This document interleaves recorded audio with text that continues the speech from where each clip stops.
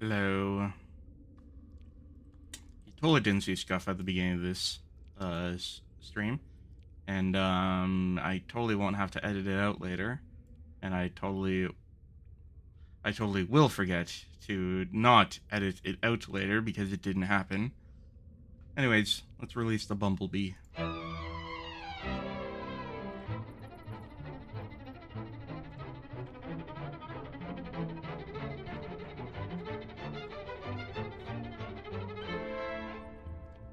Anyways, this is Death of the Reprobate.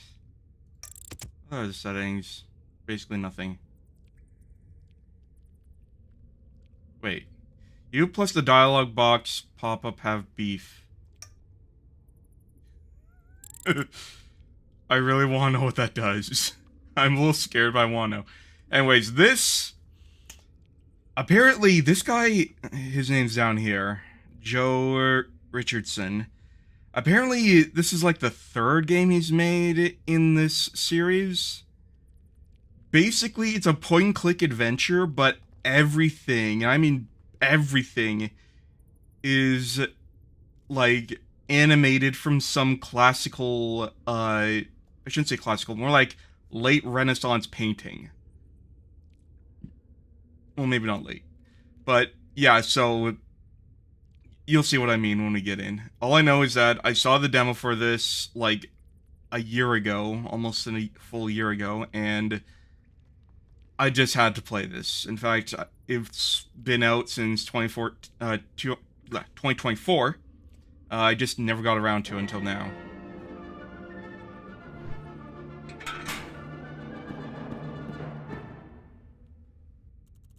Morning, nerds! Who's ready to be sentenced to a cruel and painful death? Me, please. This is what you can expect from this game. This is the kind of quality. This is the kind of humor.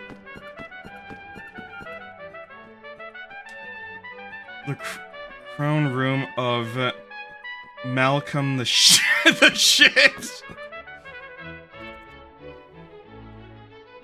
Well. No. Well. What do we have here, then?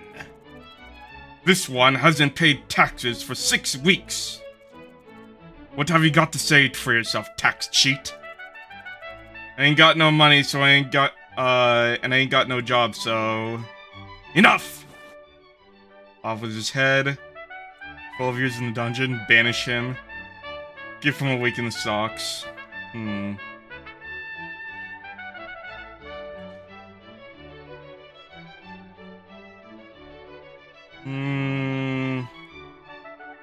12 years in the dungeon. Yes, sir.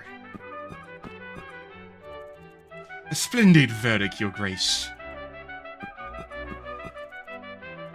Name your crime. He did a poop in the streets. I know what this line was coming, but it's still funny. That's not a crime. But I said to him, and it was stinky. Yuck. Play him and leave him out for the ravens. Of the town crier. Yes! Yes! I was gonna do it how it hung, drawn, and quartered, which, for those of you who don't know what that means they hang you until you're just about to die, then they cut the rope, then they lay you down on a table, cut you open, and set your insides on fire. Yeah. Have the town crier imply he's a pedophile. But sir, you made speaking that word illegal in order to obfuscate the crimes of your underlings.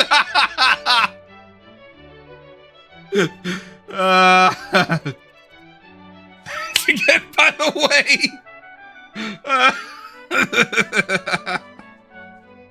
I finally got that fucking annoying fruit fly. Oh yes, so I did. Then smash his face with a haunted cauldron or something, IDK. You got it. Great judgment, my lord. You will think twice before pooping in an unsanctioned location again. Yeah, he needs to go to the designated shitting streets. Don't tell me. Sheep bothering? Sheep bothering.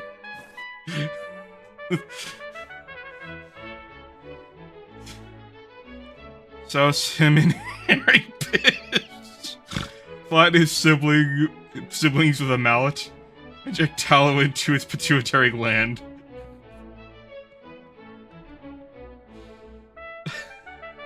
Let's go with this one. Can do.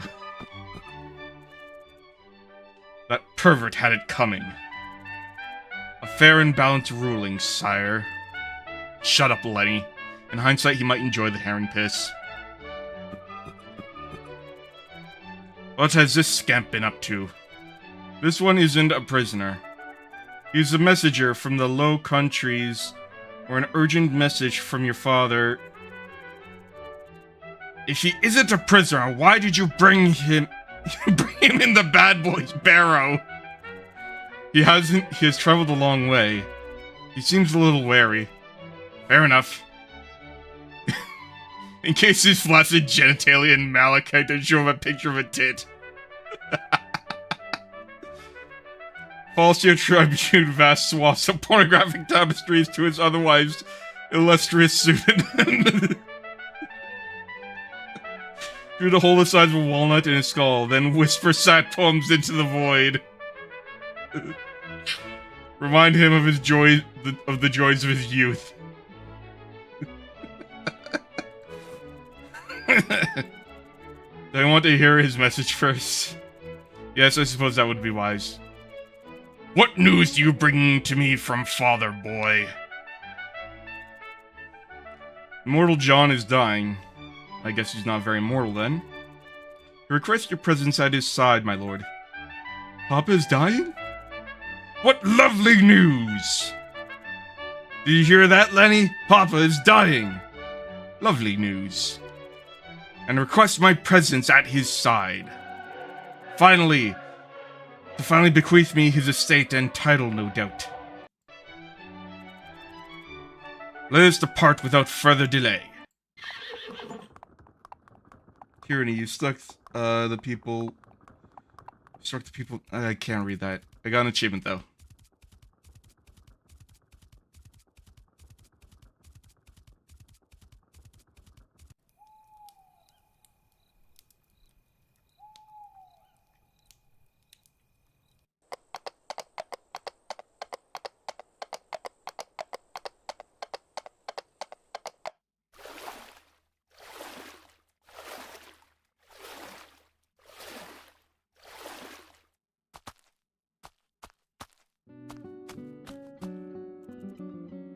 Greetings, Papa.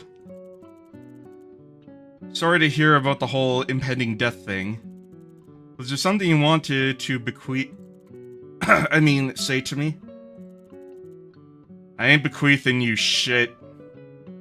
I ain't bequeathing you shit, boy. In your short time as intern leader, you have already spent 5 fortunes on debaucherous parties. You have sold the the majority of our publicly owned infrastructure to your old school chums. And you have sentenced hundreds of innocent people to increasingly elaborate forms of torture. Just yesterday you sentenced my royal messenger to manufactured wishfulness. Manufactured wishfulness. You are a bully, a tyrant, and fundamentally, irredeemably a shit. Ah. Yes. Well, I did do those things, but I would refute the suggestion that the situation is irredeemable. A leopard cannot change its spots. Hypocrisy. Don't forget, Father, you too were a tyrant for a time. You had people bathe you in almond milk. You had them fan you with palm leaves while feeding you seedless grapes. Then you ordered a bloodthirsty female soldier to murder them all for throwing you a supposedly substandard birthday party. That is oddly specific and bizarre. Ah. Yes, well, I did do those things. If you can change, so can I. Okay, I will give you one chance to redeem yourself. Prove to me that you have the capacity for good in your heart. How can I prove it to you? Perform 7 good deeds before sundown, and I will reconsider my decision. And how should I? The Lord will guide you. Now piss off, I'm sleepy. Okie dokie. Wait. You can't go out there dressed like that. This is a small town. The townspeople will be happily slit your throat for just one of the gaudy baubles on that codipiece. Better get changed into something a little less conspicuous.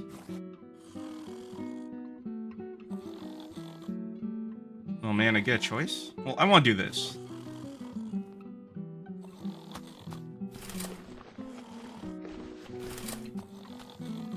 Much better. Now you can piss off. P.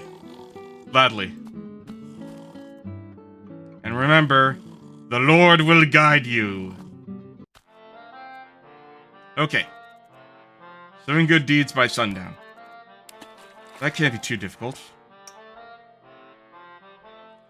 Over the screen, middle click or press H to highlight hotspots.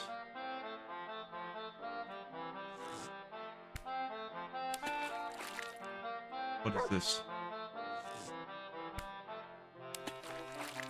Okay.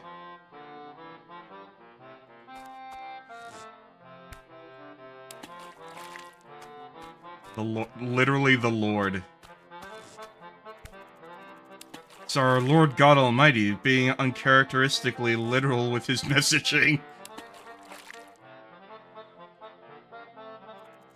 Can't reach him over there. And I'm sure not. I'm not sure slapping him in the face would be a great idea anyway. Hello?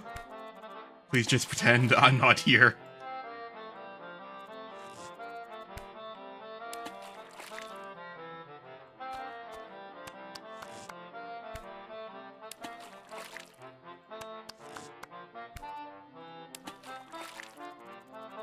A couple of so-called pipers playing a suspiciously sackbut melodic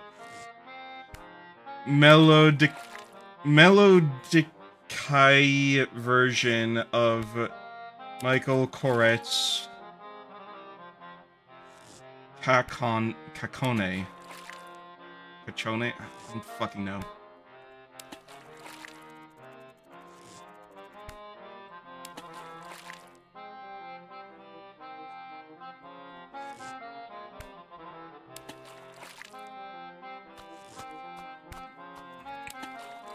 A pair of carefree locals shooting at a bunch of rocks into the water. I threw up gang signs!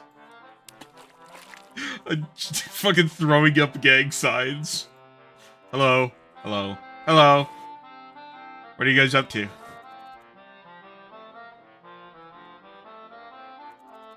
Just shooting a bunch of rocks into the water. Or are you shooting a bunch of rocks into the water? This is a small town, far from the gaze of the ruling elites in the big city. Many people come here for a quiet life. Others come here to escape their past. We came here to be free of the laws that govern the rest of this land. And we choose to exercise this freedom by shooting a bunch of rocks into the water. I don't think there are any laws in the rest of the land that would prohibit you from shooting a bunch of rocks into the water. It's just a bit odd. Maybe not actual laws, but social laws that dictate what is or isn't considered odd, as you say. We came here to escape such judgment. All we ask is to be able to shoot a bunch of rocks into the water in peace. Okay, fair enough. What will you do when you run out of rocks? You will never run out of rocks. The Lord has supplied us with an infinite number of rocks. We have been shooting rocks into the water for 12 days straight now. And our supply has yet to dwindle even a jot. How is that possible? How is anything possible? It's God's will. Okie dokie, bye.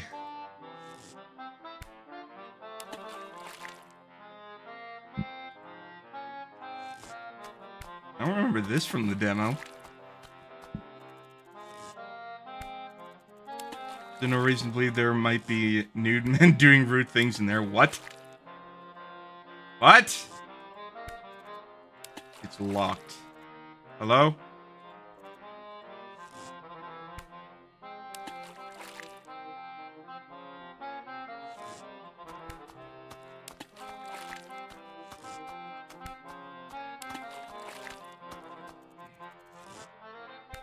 Looks like some kind of bird or something.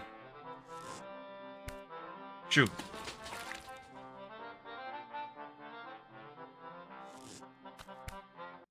Oh. Hold on, not yet, not yet.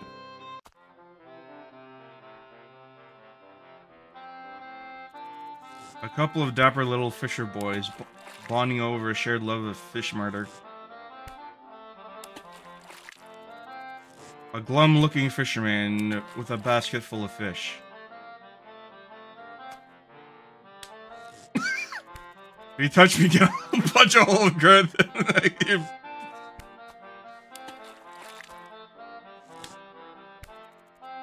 I won't. Okay, come on, do it, do it. He's not gonna do it.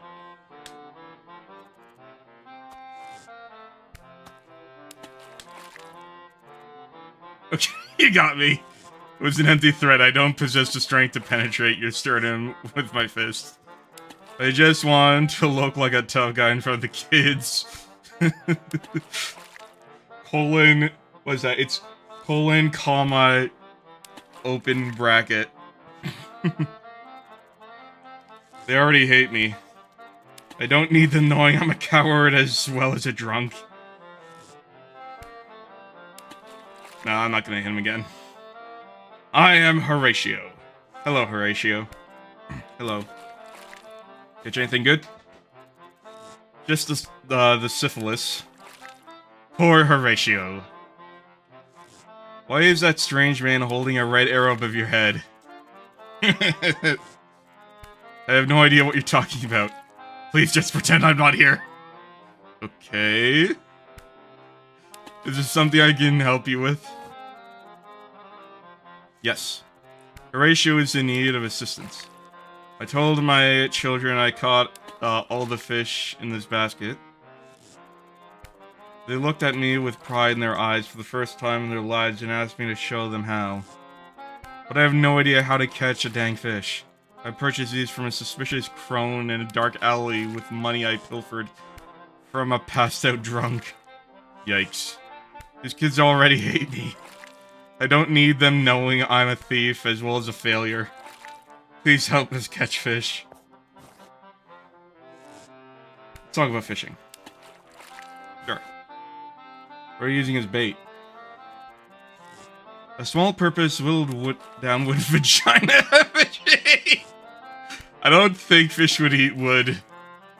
No, but surely they love it. They don't penetrate though. They like... The vast majority of fish just squirt out into the water in big fucking orgy clouds. Let me see if I can find something more appropriate.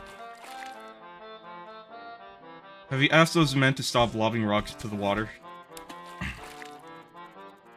I think they are frightening the fish away.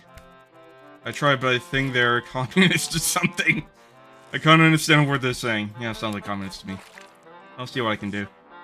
I think we need some more preparation before we fish.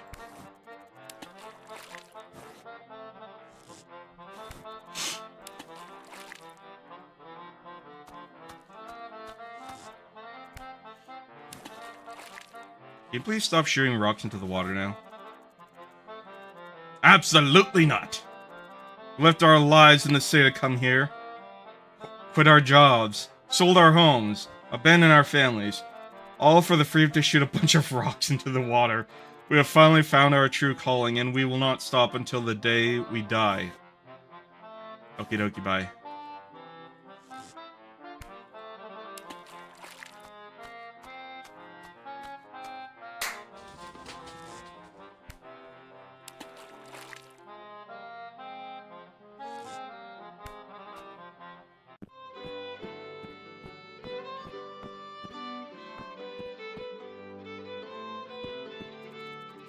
I know how he got up there. And why he has no clothes on. And where his personal trainer... Who his personal trainer is. And who his personal trainer is. So many questions. Hang in there, buddy.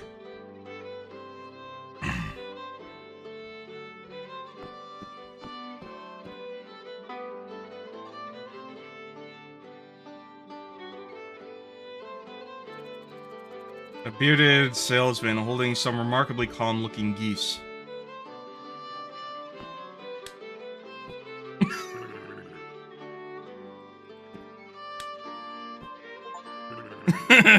My own axe. No, in your heart you devise injustice. Hello. Hello. Who are you? I am Dante della Pants, the local fruit and veg and slash or veg hawker. I buy the fruits and slash or veggies from the fruit and slash or veggies farmers. Then I sell them to the people who want fruits and slash or veggies. Why don't the people who want fruits and slash or veggies purchase their fruits and slash or veggies directly from the fruits and slash or veggies farmers? Farming fruits and slash or veggies is a full-time job. The fruit and slash or veg farmers are great at farming fruits and slash or veggies, but they don't know how to shout loudly about their respective attributes or wave them around in the air like I do. Waving around a goose. They also can't haggle like I can. So I buy the fruits and slash or veggies from the fruit and slash or veg farmers and market at market value. Then I use my skills as a hawker to sell them at a higher price. So your job is to falsely inflate the value of fruits and slash or veggies. No, that's not intentionally. No, that's an intentionally offensive oversimplification of my role in the process. And I don't appreciate it one bit. Sorry. Can I have some fruits and slash or vegetables? Absolutely not. What if I ask nicely? Then I'll decline you nicely. Or I threaten you with violence. They may take whatever you want.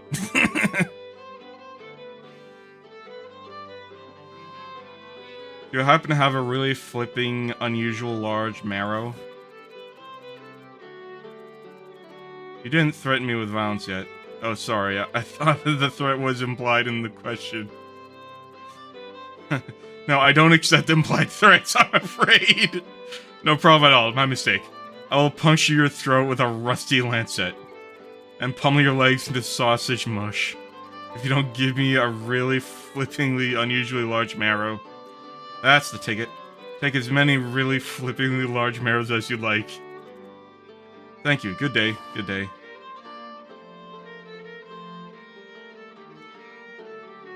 How do you have those geese to stay so still? Yeah, maybe they're just sleeping. Maybe they are sleeping. Or they are sleeping. Maybe they are sleeping.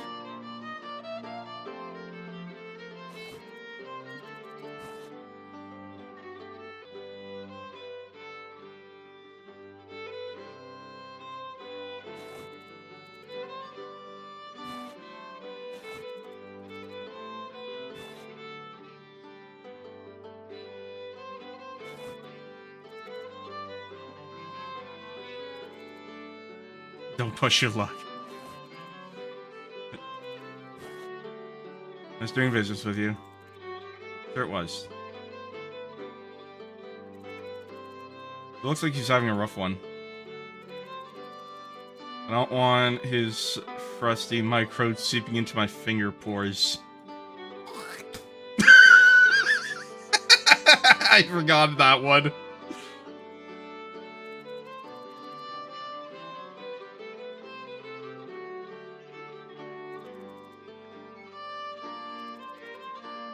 Well, I already did, so alright.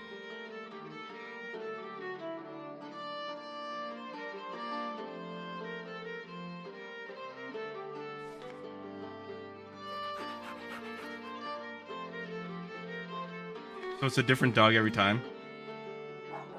Oh, it's a poodle!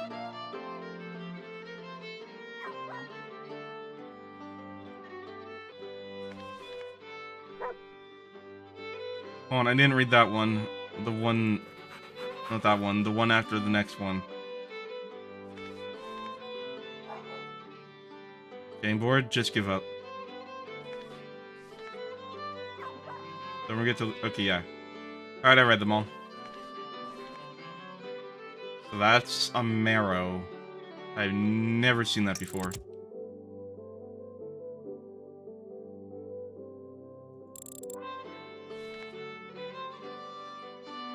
To this. What? Nope. God damn it. For in 7 good deeds, the Lord will guide you. Help Horatio teach his children to fish.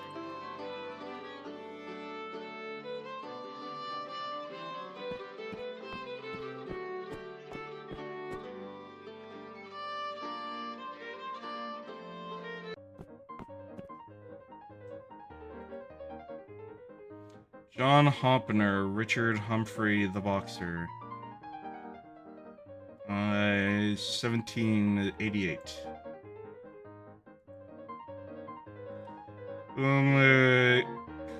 Koek. Dutch Cityscape, 1880. Yeah, I know that a lot of the paintings in this game are Dutch, because, around, like, the 1800s, the Dutch became, like, a huge, like, it became a huge merchant nation and had lots of money. Specifically, you could have a lot of money without having, without, like, having a royal title at the time. View the park at the Villa Chigi at Arcia, 1822. David Tennant's The Younger Game of Backgammon. I've never learned how to play that game. Circa 1640. Juice van Kreisbeck, Drunken Singers in a Tavern, circa 1630.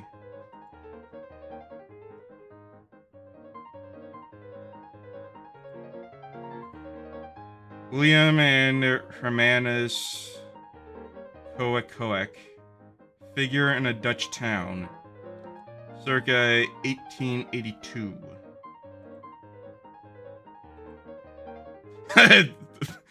By the way, every single one of these paintings is in the game, because we're literally seeing this right here. Hans Jordaens III and Cornelius de Belleroux Art and Rarity Cabinet, circa 1630.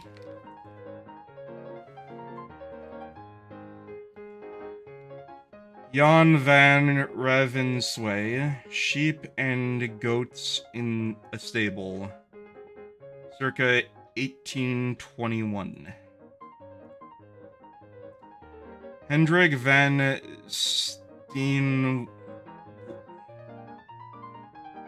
II, a prison interior with the liberation of St. Peter. 1649. Yes, I'm going to read every single one of these because this is a cultured stream. We are going to learn about culture today. Peter Paul Rubin, The Miracle of Saint Justice, circa 1640. I don't have a head.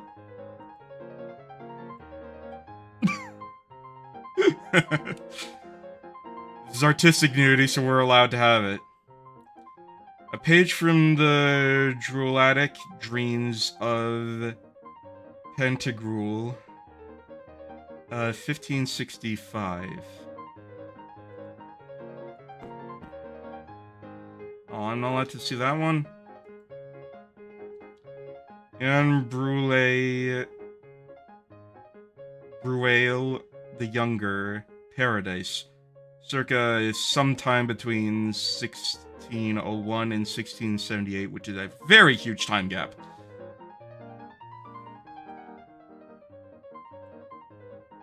Oh! No, wait, no, wait, is this? This looks a lot like Hieronymus Bosch, which is why I'm surprised it doesn't have Hieronymus Bosch's name on it. Lucas Cranch the Elder, The Last Judgment, circa 1524. Yeah, this looks very much like something I guess, looking at it a little closer, it's not as absurdist as Hieronymus Bosch. I would be surprised if there wasn't anything involving Hieronymus Bosch here. Some ominous foreshadowing. A painting of all animals being surprisingly friendly for some reason. Examine me, O Lord, and try... Okay, so I got an achievement. A painting of a big, gnarly tree and various people acting questionably. Arcadian landscape with travelers. 1771.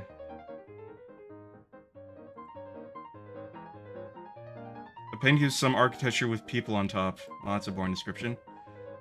A drawing of a goblin... a drawing of a floppy-titted goblin emerging from a leaky barrel. A painting of some well-watered drunks. Hello. Nice to meet you too, Adam. Thank you for coming. Well-watered drunks squabbling over a bar table. Painting of some lads getting rowdy at a tavern. Painting of a little man toddling down some steps to a water source. How are you? Good. How are you? Thank you for asking. People doing life. Peter the Hooch. Bedroom. Circa 1658 to 1660. The dude had a going hard on the piano. Yeah, he is. Taxonomically diverse. Clavichord plonkers. A painting of a girl preparing to eat an egg with the soft silence of the vestibule. A painting of a nice lady hanging out in the river. Ophelia. Watch out for Mozart Jr. We do joke that my nephew is possibly going to turn into a Mozart, because he's only 3 years old, but he's very weirdly autistic and eccentric, and has a surprisingly good ear for music. A painting of a noble act of murder being turned into a pitiful game. David Tenners the Younger, peasants at archery. A painting of a couple of cheeky monkeys playing backgammon. Franz Snyder's... What does H-tier mean? Attributed? Monkeys at backgammon. 1600. I know. He doesn't know how to play anything yet, but he gets beats and he can match pitches of sounds he's heard. First, we need to get him properly potty trained. Matthias van Helmont, self-portrait of an artist among a merry drinking company of peasants in a tavern. 1645 to 1679. A painting of a painter painting a painting of peasants. A painting of two soft little men in a big spiky forest. Asher Brown Durand, Kindled Spirits. 1849. A painting of a bunch of naked hunks getting abducted by aliens. Cornelius van Haarlem, The Fall of the Titans. A painting of a dollhouse with some serious perspective issues.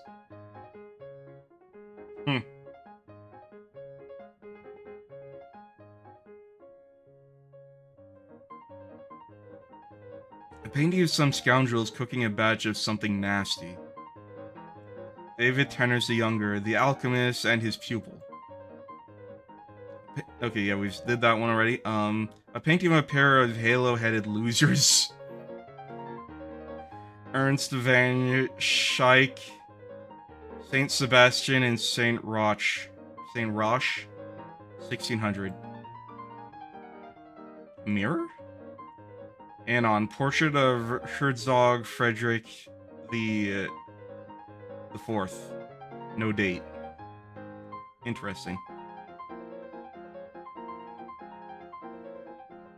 A painting of a twat pointing at some military gubbins near some ship. Portrait of William the Fourth. Definitely French. 1771.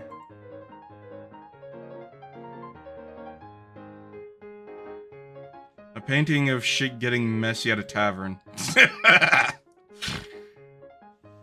Wilson! Why is the name Wilson just scribbled on here? Adrian Bauer, interior of an inn, circa 1630. A painting of a man-headed man holding some rocks in a pleasant rural landscape.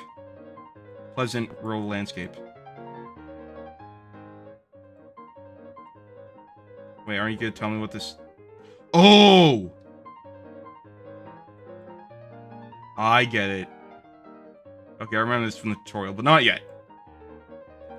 Peter Rudolph Klein, The View of the Valley of Montmorency, 1808. A painting of some big-hatted lads in a weird red brothel. Anon, the ambassador's audience with Sultan Ahmed III, circa 1737 to 1744. A painting of drunk people. Colin. Wait. I see a puzzle here. Adrian Bauer, poor folks drinking in a tavern, circa 1625. Jan Mainz Molinier Smell. Smell is right. A painting of a dirty arse baby getting his butt wiped. A painting of all the shades of brown. Peasants in the interior. Slaughterfest. 1627 to 1633.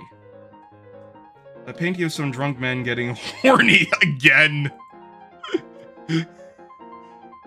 Oh yeah, I can see the horny in the corner there by my head.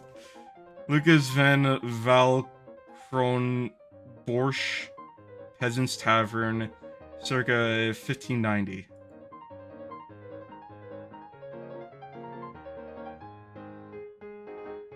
A painting of a pink man cuddling a yellow man.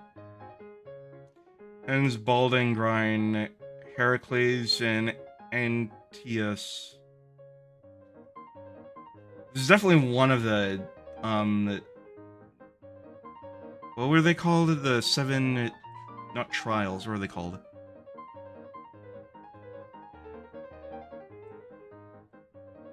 Whatever, circa 1531. A painting of all sorts of creepy stuff going down in a bedroom. the skeletons. What's that guy? Hold on, who's that guy, like, peeking through the curtain of the bed with a bag? Yeah, and there's another one what is going on in this painting? Death and the Miser, 1490. Oh, this is by Hieronymus Bosch. Yeah, this is definitely Bosch. A painting of some big people in a tiny church. Masters of Alkmaar. Jesus disputing with the doctors.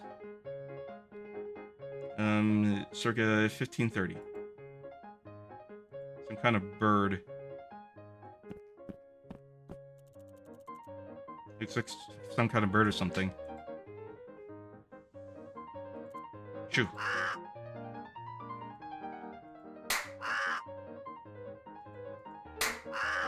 Damn it!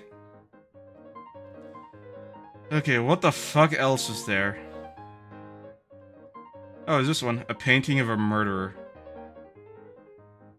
A bird hunter on a riverbank. Circa 1625 to 1630.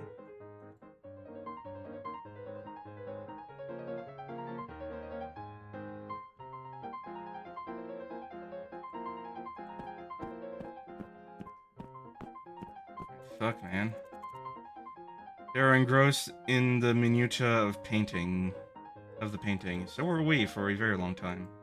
I don't want to touch these unwashed, flea-bitten, subhuman beasts. Oh yeah, they are monkeys. Please don't talk about monkeys like that. I was talking about the artist! The brushwork is sublime.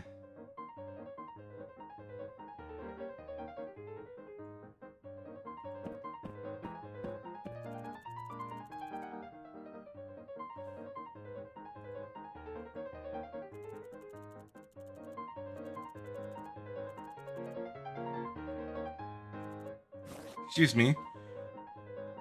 Perhaps you should replace the background with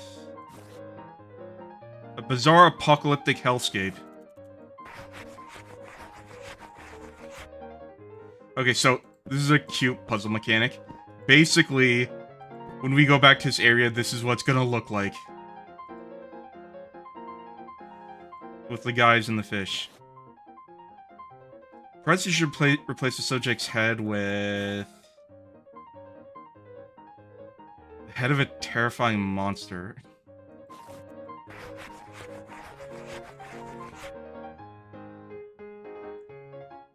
Painting of a monster-headed man holding some rocks in a bizarre apocalyptic hellscape. Yeah. That looks like some fucking Monty Python shit. Press should replace the objects in the subject's arm with piles of juicy red apples, probably freshly shucked sorrel seasoned oysters, piles of sleeping wood pigeons, pile of hunks of pig carcasses.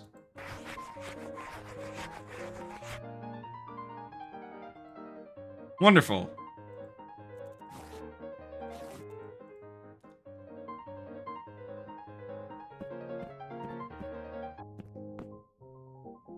Now this part was not in the demo. A painting of a bearded man attempting to cajole his wife into consuming a fish. Peter Bruiel II, a couple fishing. 1616. Looks very cute. A painting of a couple of hench farm dudes showing some twigs who's boss.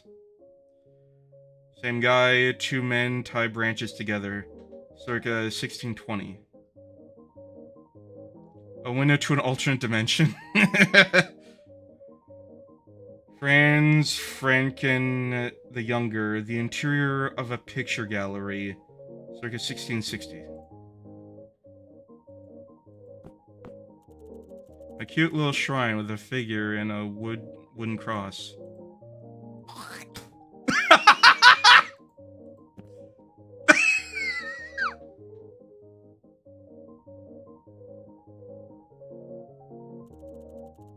Can you spare a scrap or two for a poor peasant?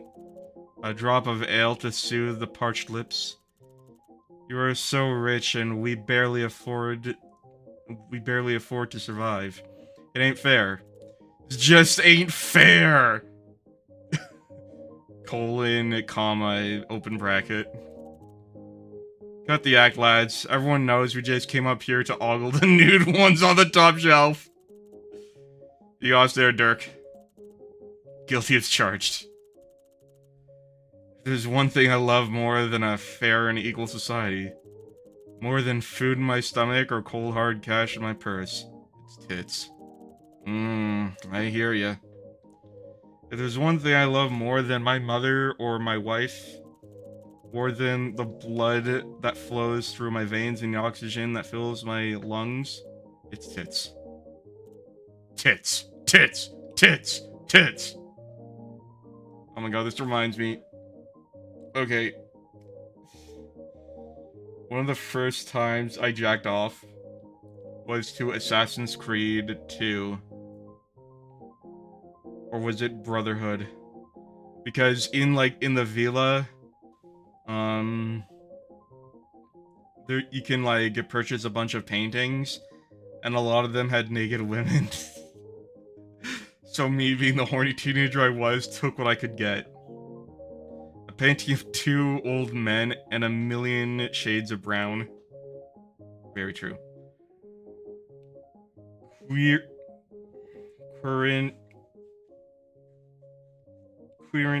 I'm not even gonna pronounce that. Interior with Fisherman, 1663.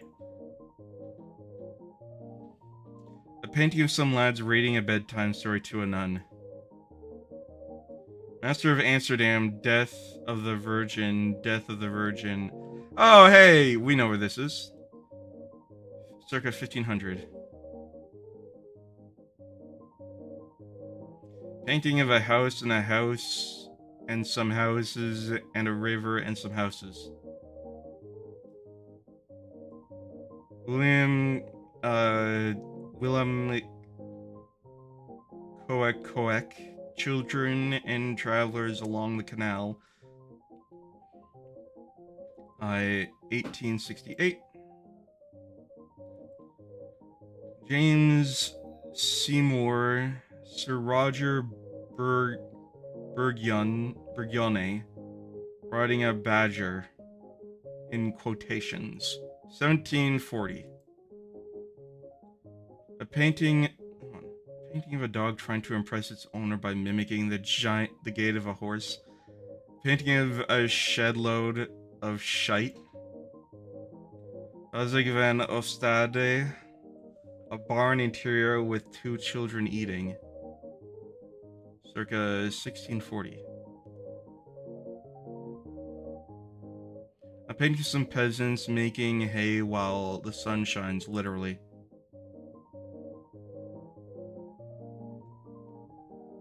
Haymaking, circa 1565. Aw, we can't inspect that one. It's a perfectly good pornography ruined by overly impressionistic brushwork. Gorgeous Surat standing model. 1887. A painting of a happy noblewoman. Benjamin Samuel Bellamy, Wilhelmina of Prussia, 1770. That's you. Happy noblewoman. A smug little noble wench pointing at a painting of her own smug little face. That's a lovely idea. But I generally prefer not to violently attack women and or children for no good reason. Pussy.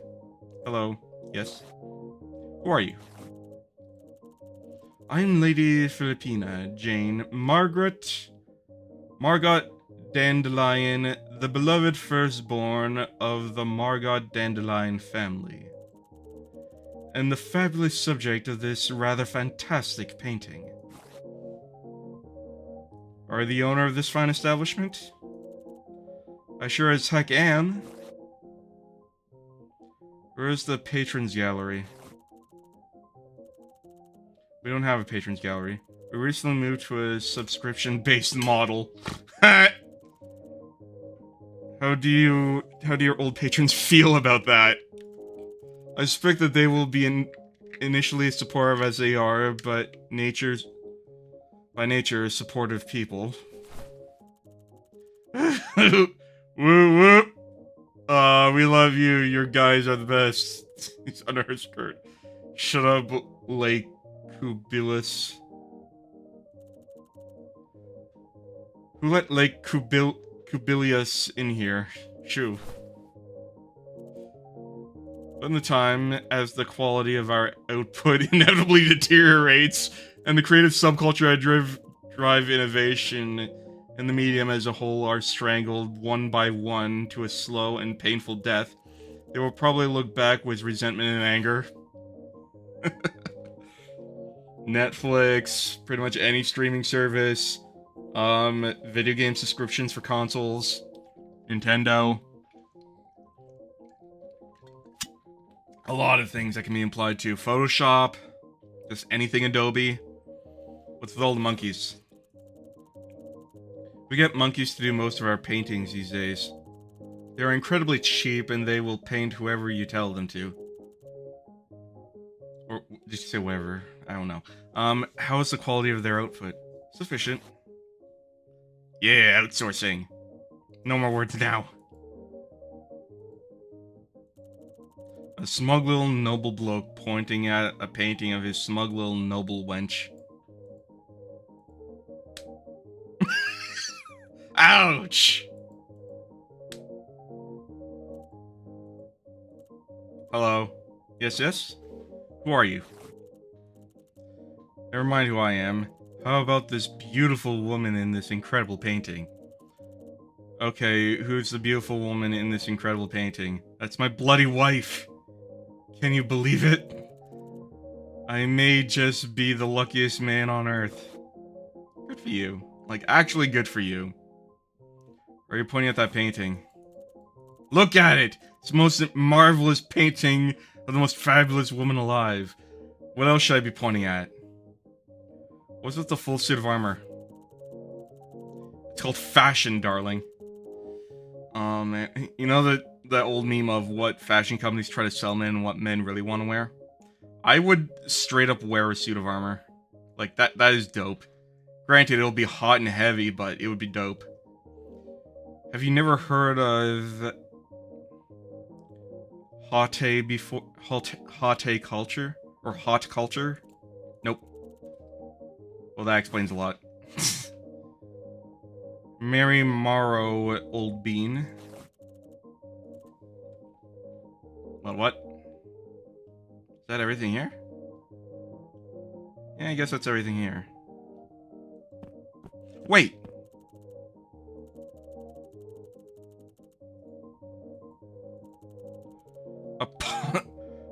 The poshest little tot I've ever spotted. Truly disgusting.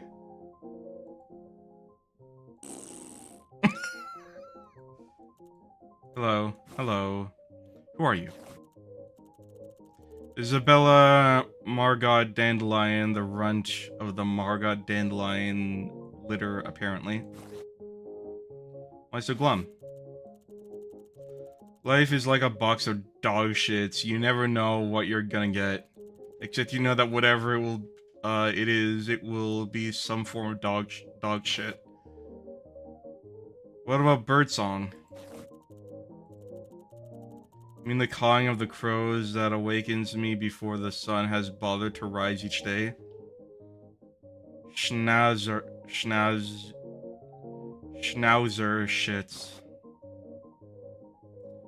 What about warm, gooey fudge cake with poached plums and fresh cream?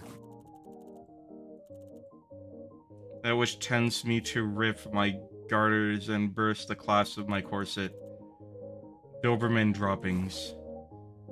Man, these are the kinds of people where, like, you just can't make them happy and you just don't want to try and be around them.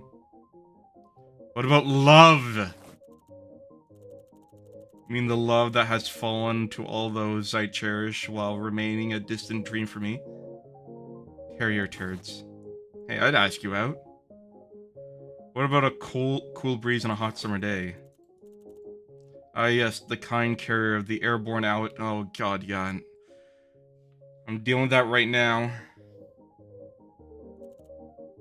Poodle poops. Are you the owner of this fine establishment? No, that dubious honor would fall to my sister, Lady Filipina Jane, the beloved firstborn. Is there something I can help you with? Yes, actually I'm lonely and jealous. Colon, comma, open bracket. My daft Ponzi sister has a daft Ponzi husband. Nothing seems to make them happier than staring at that gaudy painting together. You look resplendent, my darling. They've really captured your brush strokes. It looks so flipping resplendent, I can barely bear it. They've turned me into a princess. They're made for each other. Bummer. My batshit crazy sister has a batshit crazy husband. She has a tiny painting of his cheeky little butt commissioned. What? Okay, this is foreshadowing. And they laughed and laughed at it all day long. Oh, that! You can see his butt crack. You can see my butt crack. Wait a minute, this is the thumbnail! Oh my god, they're creating the thumbnail I used. You can see his butt crack. Butt crack! I've never seen two lunatics more well suited. Disgusting. I have no painting, no husband. I painted a picture for you, Mama. Not now, honey, the adults are talking. But Mama, I invented pointillism 500 years before anyone else would ever consider it. I think I know what pointillism is, right? That's, hold on. Yeah, that's like the really grainy kind of art.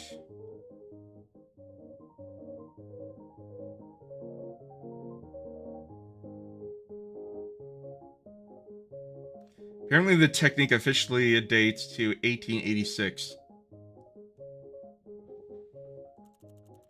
You didn't invent shitty finger paintings, honey. And it's not a dang painting I care about anyways. I want a husband! Okie dokie. One husband coming right up. What kind of husband are you looking for? I'm not fussy, really. Just someone who's ready to get married. I mean, someone who's been around a bit. Seen the world. And is now ready to settle down. No, I mean someone who's ready to get married now. His clothes must match mine. Red, white, and green. While a single inappropriate brown sleeve. Yeah, she does have a brown sleeve. He should already have an engagement ring on his finger and a circlet on his head. So he needs to look literally just like you. And needs a posy for forget-me-nots to give me that will match the one I already worn in my hair. The one's already worn in his hair. And the honeymoon should be already paid for. That's really specific. Perhaps you need to cast your net a little wider. I'm not casting a net, I'm some common hussy. I am firing a Cupid's arrow. And if you don't want to help me guide it, I will trust the fate to do the job. I'll trust the fate to do the job. Okay, jeez, I'll try my best. Hey son, have you found that big booty goth Latina tomboy yet? And where would one find such a husband? In the forest. His name is Jasper.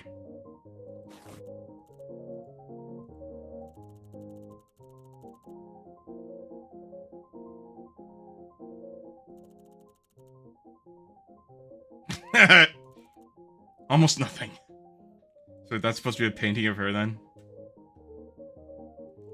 Okay, well that's everything in there.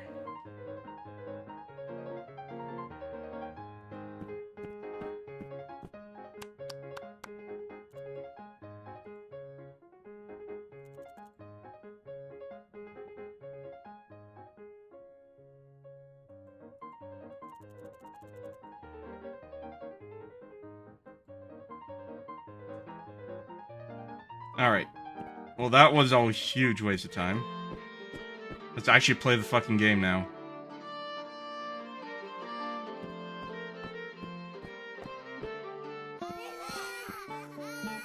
Oh my. I don't remember this kid in the middle from the demo. Intruder! Intruder! What is this man doing in my home? Get out of my home or I will horsewhip a hole in your honker. Whoa, can I please?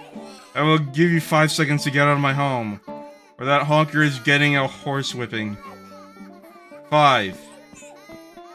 4.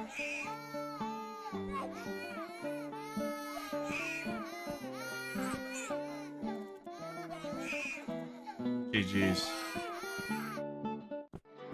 What, seriously?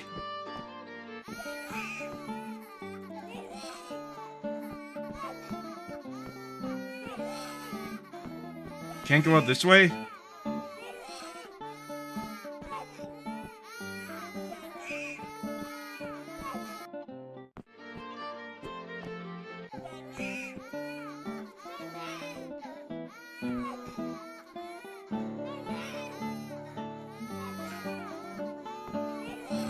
God damn it. Okay, that is new. That was definitely not in the demo. Buskers.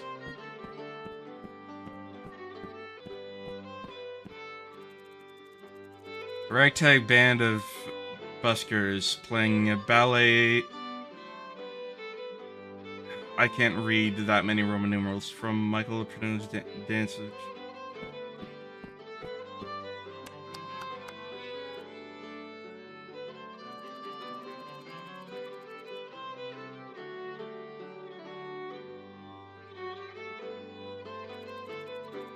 like some kind of bird or something.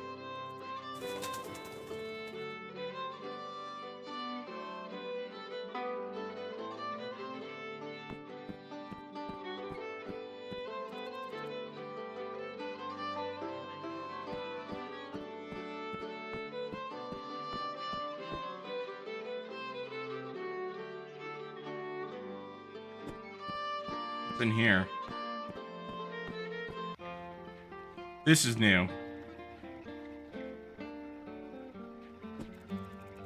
Portrait painter painting a portrait. Can't reach him over that huge, questionably perspective easel. Hello. What? Who are you? I'm Patrick Winterly the Younger, the local portrait painter. I paint boring portraits of tiresome men in exchange for vast sums of money.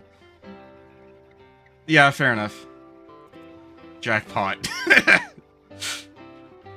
When you get commissioned as a furry artist. How's business? Great. Congratulations. No, that's the bad thing. It was to be a proper artist. I was no Michelangelo, but I had passion, drive, integrity. I believe I could one day have created something of real value. But the minute I found some creative success, I was inundated with incredibly lucrative job offers from incredibly boring men. The jobs sucked, but the money was good and I couldn't turn them down. Of course, as long as I got a sniff of wealth, I became greedy for more. This is gonna be one of the 7 guys we need help, isn't it? I've studied the depths of sadness in the faces of 1,000 wealthy men, yet still I believe it would be different for me. Still, I believe more money might make me happy. I must believe. For the other option is to admit that I have dedicated my life to smearing colors around a canvas for naught. Why don't you just go back to making proper art? I've acquired a taste for oysters, and now I wonder what to do with sturgeon eggs. Now I wonder what sturgeon eggs taste like. What? What?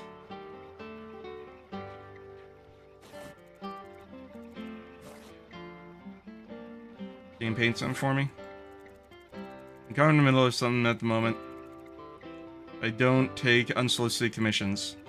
And I find you unimaginably ugly. Harsh. Here, take this pad and quill and paint your own dang portrait. Thanks. Goodbye. Whoever's such a lowborn scum.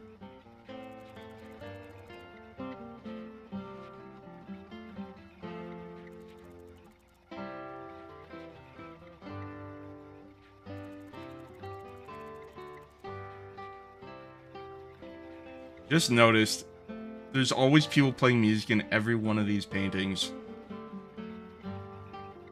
Like, and they're like specifically playing the music.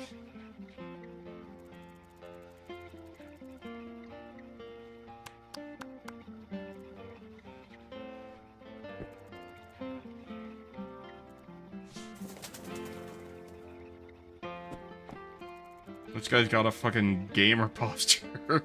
A creepy-looking mustachioed aristocrat posing for a portrait.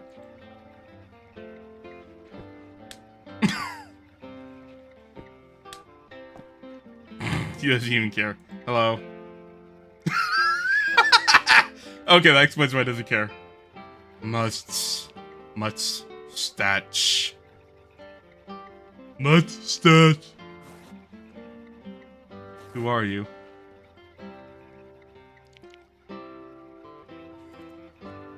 Mush stuff.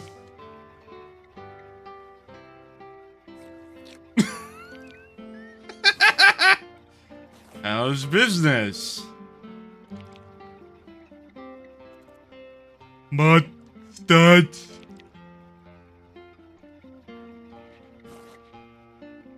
Are you feeling okay?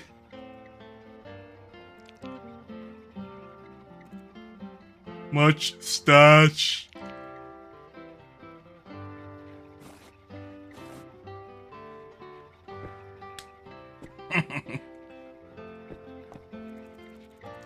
Friendly loom operator, eager to do some looming. He's protected by the sanctuary of his loom. Hello. Hello. Who are you? I am Dan Van Dan, the local cloth maker. I make clothes. And clothes. And all sorts of other cool stuff too. It's my passion and my profession. But mainly my passion, as people rarely actually pay me. That was business. Bad. Oh no, sorry to hear that. No, that's a good thing. I'm an artisan. So, the painter's business is good and he doesn't like that. This guy's business is bad, but he enjoys it. We require financial jeopardy to motivate us. That is true. We need to live in squalor to allow us to believe it is worth striving for something better. I can get behind that. Kind of. The second we become successful, we lose our drive, like the painter next to you. We will see that money cannot save us from our terrors at night, and we will become emotionally incredibly numb. Yeah, I get that. That's bleak. If your life ain't bleak, then your clothes ain't, chick. Whatever that means.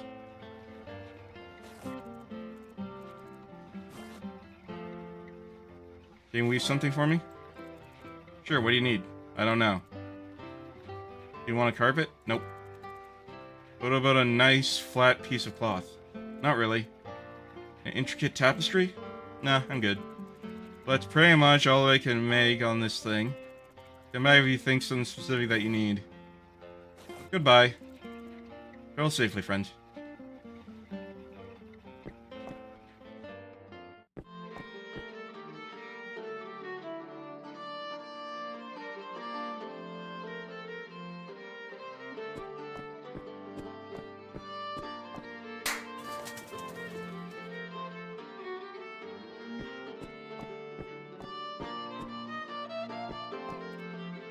Halt. What do you want? Who are you? We are the protectors of the forest. We protect the forest from vagrants and ne'er-do-wells. Don't you mean from vagrants and ne'er-do-wells? No, for vagrants and ne'er-do-wells. We are protecting it from killjoys and narcs like you. Since the dawn of time, the forest has been a sacred place. A place where mucky little men go about their dirty, dirty business. Very dirty. And by God, we want to keep it that way. No girls allowed, no normies present. I'm not a narc, I promise. That's what a narc would say. Can I pass through your blockade, please? Of course, as soon as you tell us the password. I don't need the password. Yes, you actually do. I don't know the password. You may not pass. How does one go about acquiring the password? The only way to acquire the password is to be told the password by someone who already knows the password. We will not tell you the password. Who else knows the password? I start with the carpenter. He's a regular at the tavern. But he lives in the house behind the fruits and vegetable stall and the far end of the town. Oh, it's the kid. Stick the password up your ass, I'm out of here. Wow, that was completely uncalled for. You hurt my feelings right there. You hurt Wilbut's feelings right there.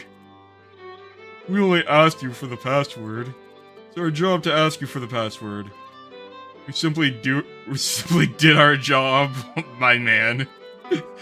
This is supposed to be a goodbye option, I'm still here. And you have chosen to verbally abuse us for it. What the fuck? In what world do you think that's okay? Sorry. I don't wish to pass through your lovely, arbitrary blockade at the moment. Thanks, have a nice day. No problem at all. Okay, bye!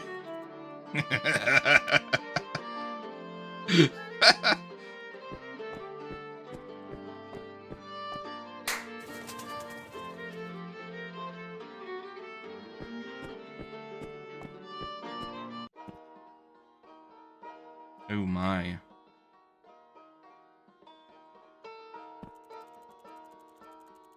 A sprightly young musician improvising around the Makam Nawa Athar scale on a instrument that I've never seen before. Okay, I guess that's an Arabic musical scale.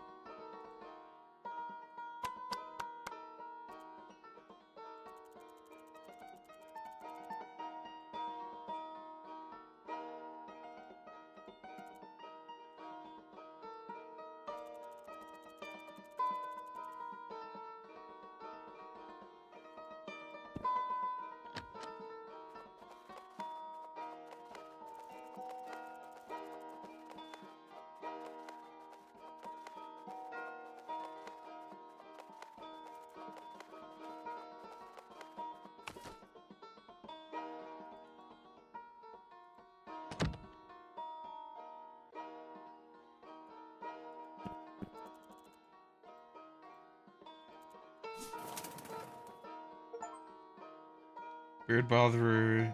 Then God said, let the waters around... Whatever, I can't read that. We could do it with learning a few new moves.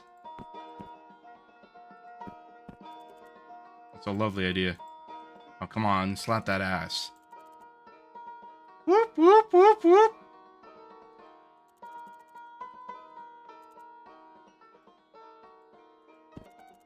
Looks very calm. I'm not going to bash this poor guy while he's still got his eyes closed. Hello? Who are you? I am Bartholomew Giuseppe, the local soothsayer. What is this place? This is my house. Okay. Can you give me some spiritual guidance? Ugh, fine. But don't expect the usual wishy-washy spiritual mumbo-jumbo. I don't have time to gently lead you to reach a revelation at your own pace. Ask me a question, I will tell you the answer.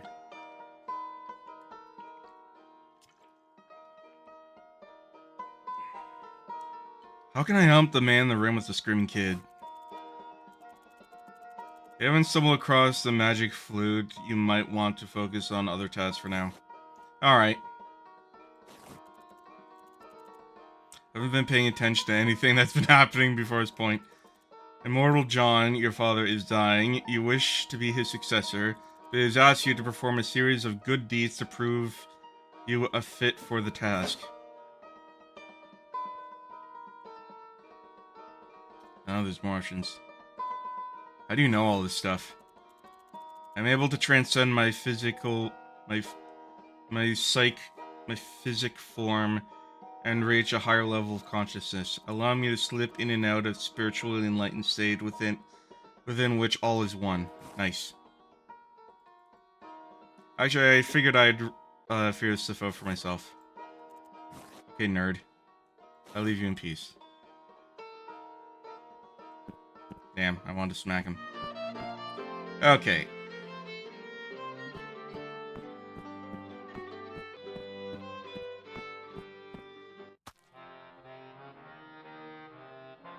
Hey, there's no hellscape.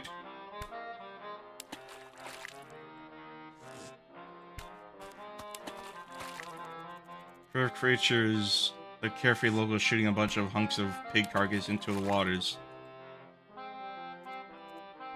Rawr! Hello. Can you please stop shooting pig carcass into the water?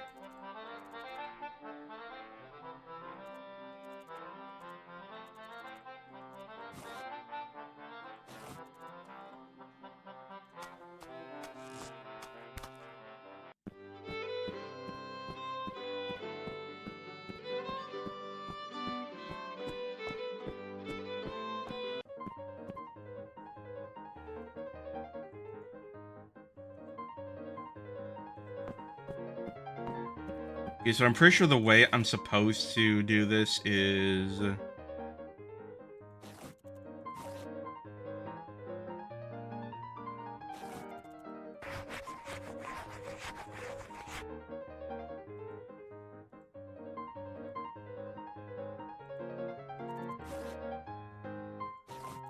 So let's replace his head with a cabbage, because it's funny.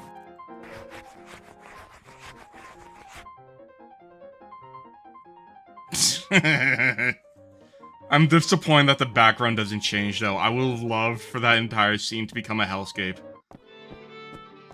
That would've been fucking hilarious.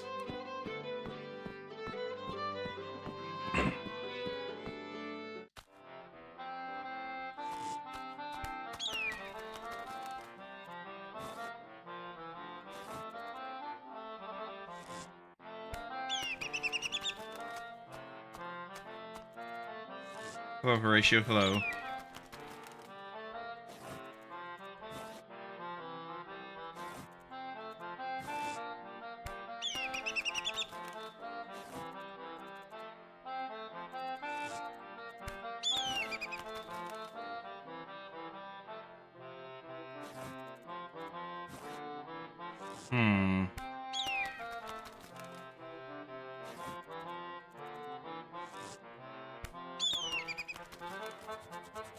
Head pats.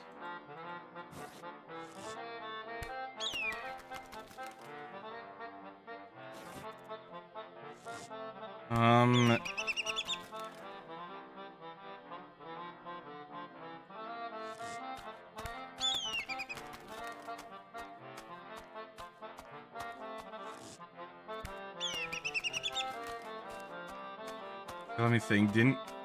So... Oh, wait. Wait.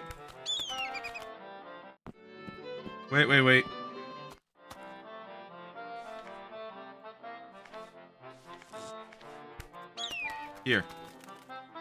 Here's an invite. Thank you.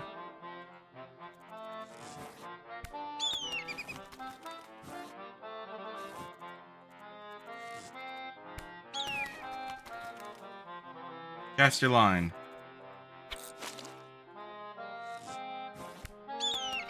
Wait.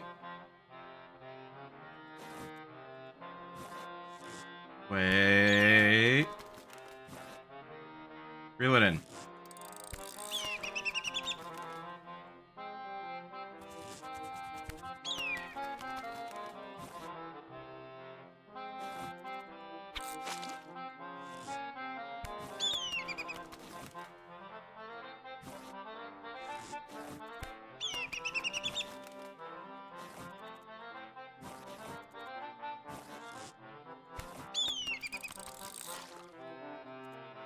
A fish, a fish, a fish!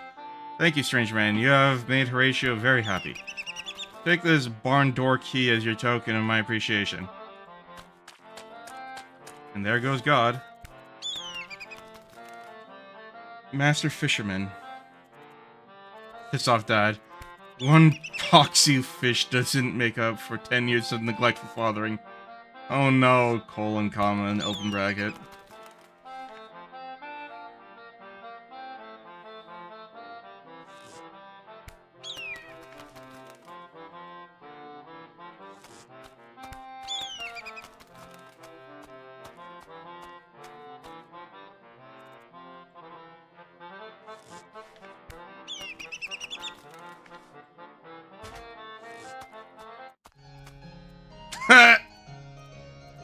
Help!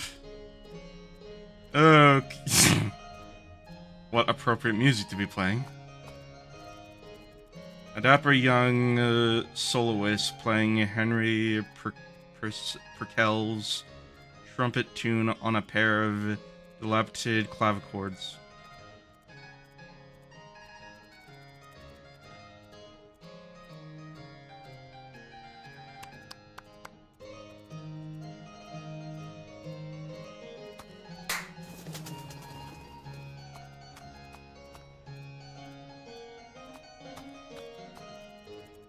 Barefoot sheep shepherdess giving a thorough neck rubbing to a lucky ewe.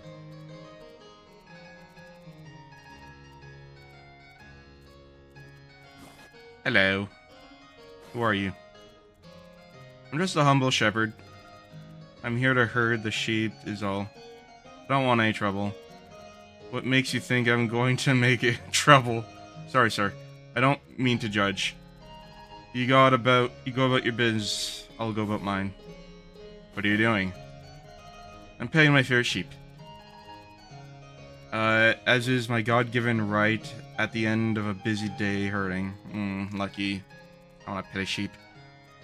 I'd rather you, let me to it if you don't mind me speaking frankly. What if I do mind you speaking frankly? Then accept my apology, sir. I meant no harm by it. Are you aware there's a large, sleeping lion in your barn? Oh my god, I didn't even notice that. I am. Are you afraid it will maul you or maim you? Or gobble up some of your sheep? That's the lion's business. I prefer not to stick my nose into affairs of others. Unlike some people around here. Okay, I'll leave you to it. I'd be happy to hear that.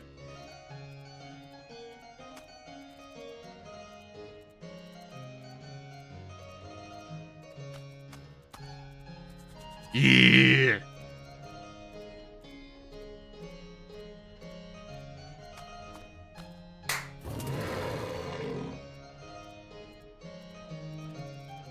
I'm going anywhere near that thing. Okay, yeah, time for the main attraction. Couple of ripped dudes doing a sexy bear hug. I'm not exactly sure what's going on there, neither am I. But I have no desire to explore the technicalities in intricate detail. As does have to slap that magnificent booty. I don't think I'm willing to face the potential violent consequences. What's wrong, friend? Is this naughty man attacking you? No, he's violently fisting my butt! Oh my! Oh dear. Would you like me to stop? To ask him to stop? No thanks, it's very much consensual! Okay. Oh, so you're into that kind of play. Then why are we shouting for help? We dream of fucking in open air. The sun kissing our perspiring skin. Oh my! And the wind singing over our gaping orifices. Oh my! Crikey. But the Italians people frown upon our cavorting in the nude. Well, I mean, it is June. Surely there's a place somewhere in town. We need an item of clothing that will cover our cheeky butts. That was— oh my, so we're into inhibitionism now, aren't we? Inhibition is like exhibitionism, but it's hidden. Without restricting access to my entryways, can you find me something that fits that description? Right, gosh, okay. Right, okay, well, I'm good. Yes, fine, yes, yes. Yes, sure, I can help you with that. Why wouldn't I? Haha, good, good, good, no problem. I'm on it.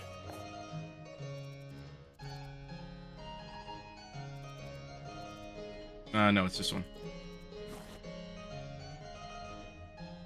You're sure you're okay? There seems to be blood wriggling out of your ear. Yes, I'm having a lovely time, thanks.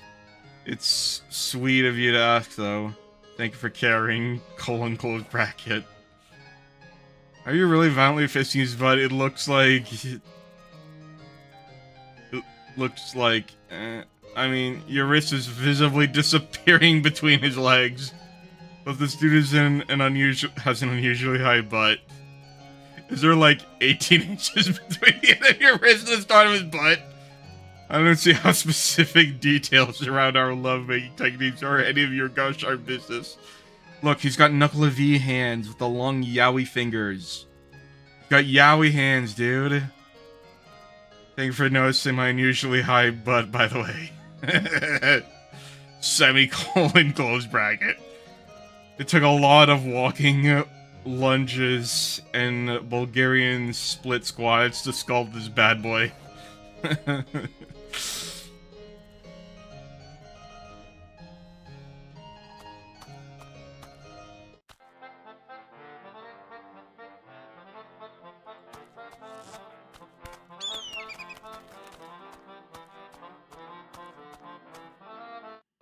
Alright, I'll be back in a bit. Just gonna go to the bathroom, and get some snacks.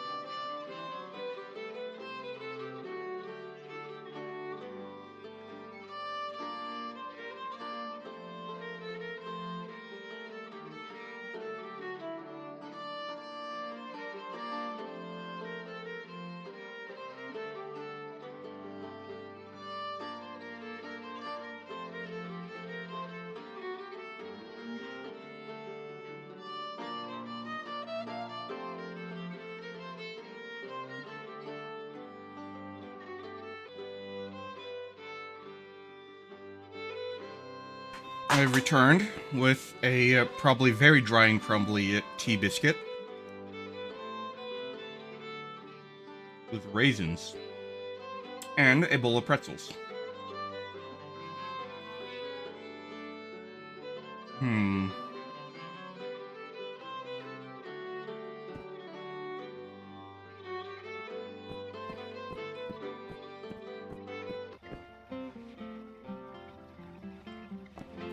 Alright.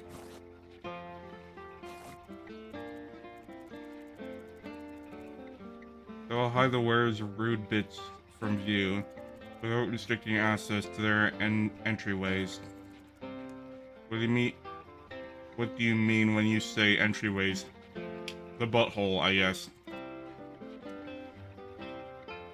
So like a dainty little skirt.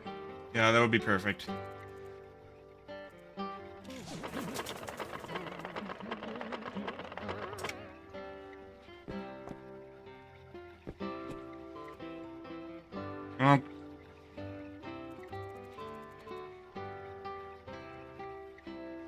Alright, that's more than enough real work for today. Time to show up and weave some freaky shit. Okay, have fun. Oh, I will. I will. You already weaved some freaky shit.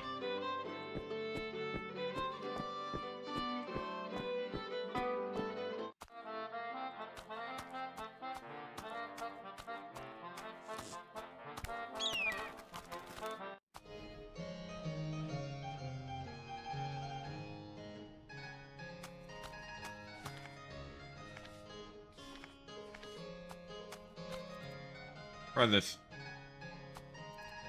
Perfect. Fabulous. Effervescent. This will make...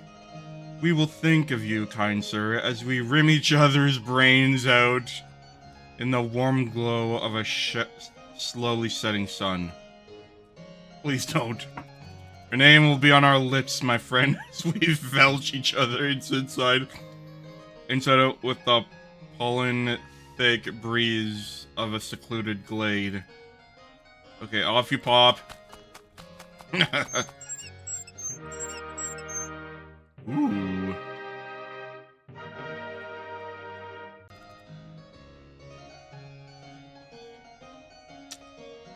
I am Goat King. Behold my magic flute.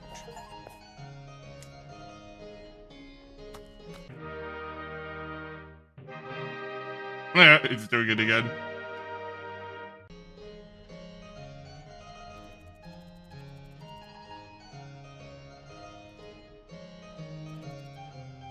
It's definitely a goat, but I see no direct evidence of it being a king. I don't bash animals, or kings, or creatures involved with mysterious magical talismans, or anything with horns.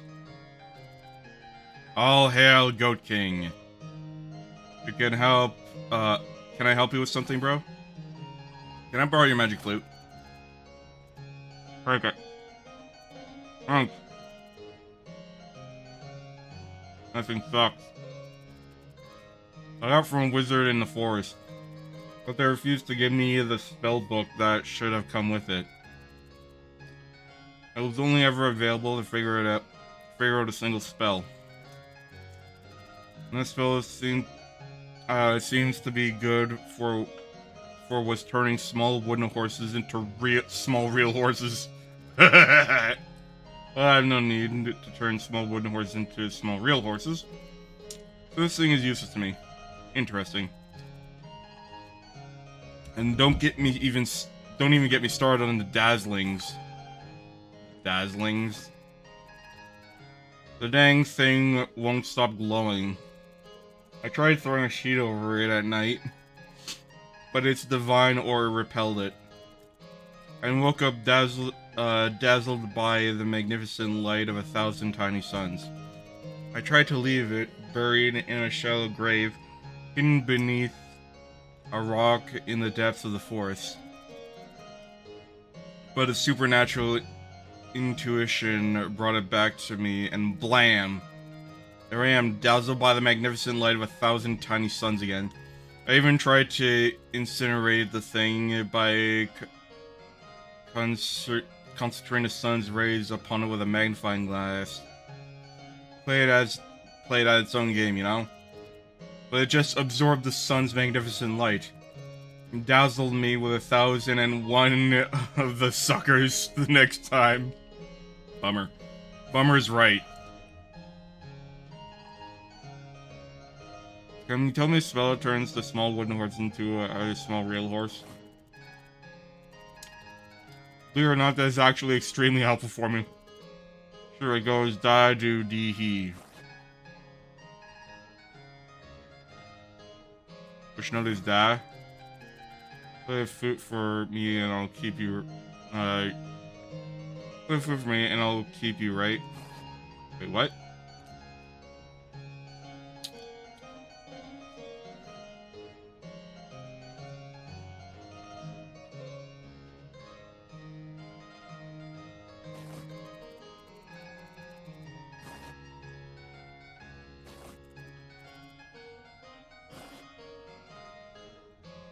Okay. All hail Go King. Bro, chill.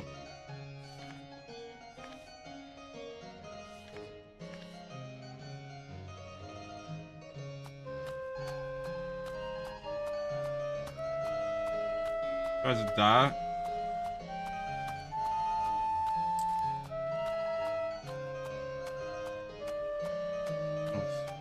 Da do the. So this one, this one, this one, this one, this one, this one. So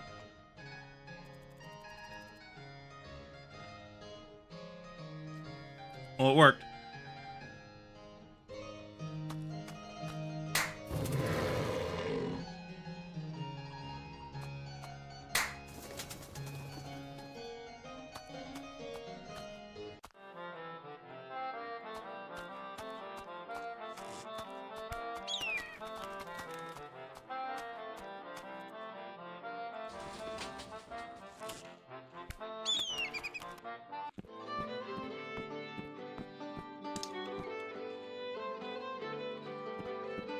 Alright, time to get rid of that little brat.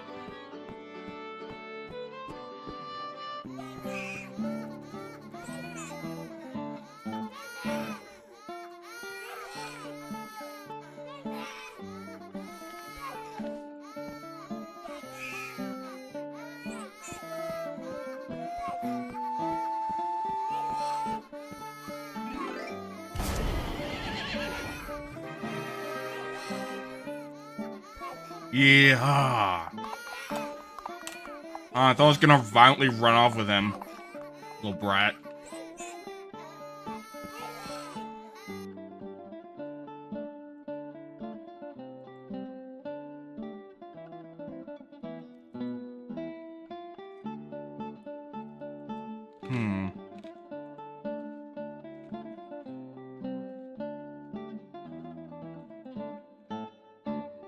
One, four, let's see.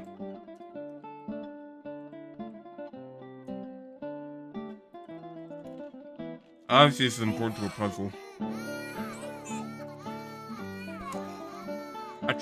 A matronly ludus playing a traditional Italian saltarello from her curious perch atop a doll's house.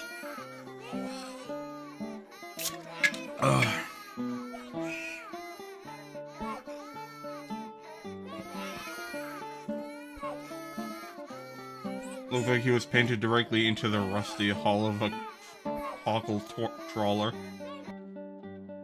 I have psoriasis, motherfucker. Eat shit. Throwing up gang signs again. Not exactly Botticelli Madonna yourself, mate. Twinkle, twinkle, little star, how I wonder what you are. Those are just distant suns, jackass. Yeah, everyone knows what stars are, doofus. Spank them? Kidnap them? I'm going to give you the benefit of the doubt and assume you meant rock them gently to sleep. I should prefer strangle the strange man who wandered uninvited into my home, didn't touch my naked babies. Thanks.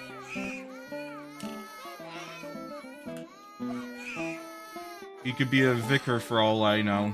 Whatever that means. Fair enough.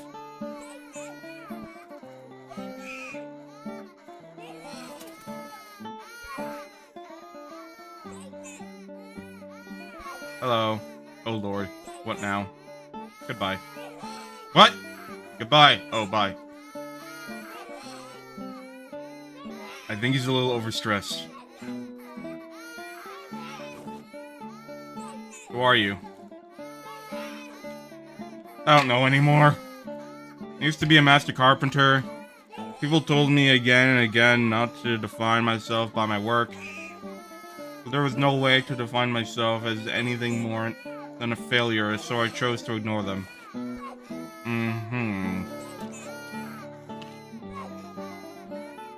I should have just meant like your name. Oh right, of course. I'm Tarquin. Tarquin Lark, the local carpenter. Are you okay? Honestly, no. I think I have potential depression. He calls it potential depression. I call it the lad's useless twat. Could be both. Ouch. Is there something I can help you with? Yes, please. These kids won't shut up. Can you make them stop for one flipping second? That's really not my area of expertise. It's easy, I can talk you through it. It's easy, why don't you just do it yourself?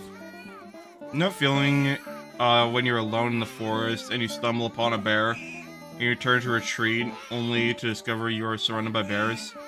And the bears are circling you, snarling, sunlight glinting occasionally off their immaculate claws. Because it's not bears in the forest, it's life. And you're frozen in the spot, terrified to move in case someone notices you. In case life finally chooses to devour you. I have literally no idea what you're talking about. I'm just tired. Okay, fair enough. I'll try my best to help. How can I shut these horrible, ugly babies up? No clue. They're overtired. They can't sleep because they needed to sleep so badly. Oh man, I know that feeling. Fucking my sleep schedule these days. It's all just too much for me to deal with right now. They just need their swaddling blankets. But numbnuts over here lost them while gambling in the tavern. I didn't lose them actually, I bet them. And lost the bet. Either way, the ringleader of those degenerates in the tavern wears our swaddling blankets with a turban now. Oh dear.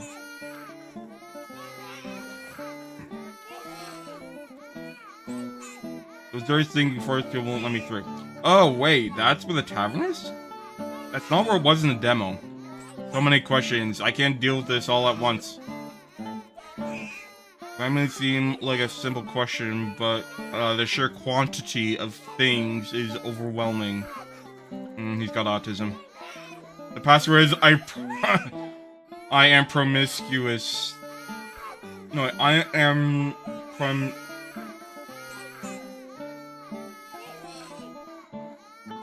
promise chief. All caps, no spaces.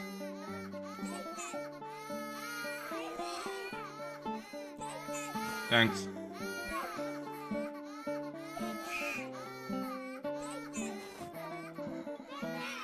I have no idea. He's an incredibly fussy eater. He rejects everything I give him, and he doesn't have the vocabulary or patience to tell me why. Hey, my nephew. You drive me mad. It's really not that difficult. I composed the rhyme mnemonic to help us remember the preferences. Nothing green, nothing blue, nothing that he has to chew. No products branded with a logo, and nothing containing cocoa.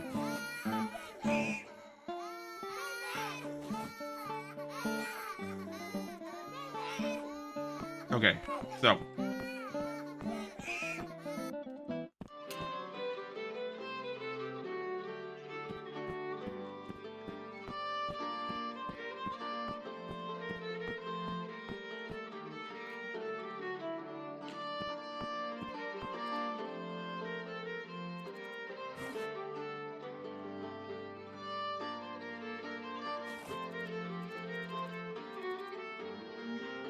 All caps, no spaces.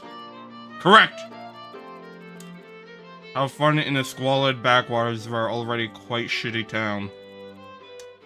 Get messy, bad boy.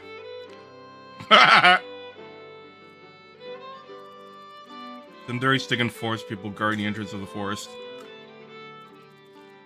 Bro, we're sitting right here. Sorry. Throwing up gang signs again.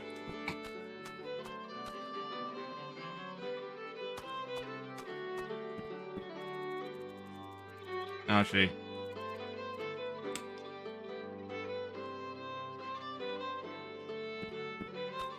Alright, here's the tavern.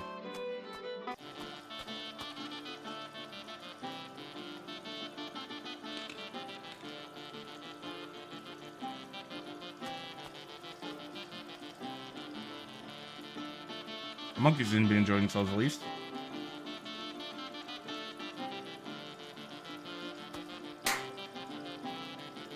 Because he feels pretty safe in that cage.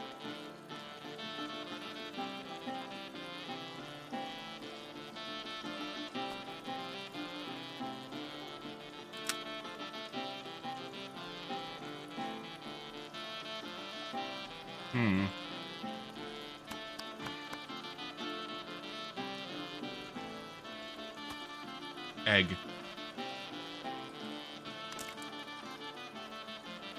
Oops.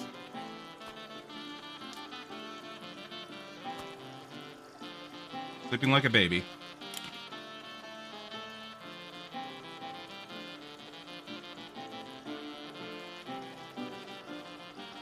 Sleeping well, big boy. Everything will be better in the morning.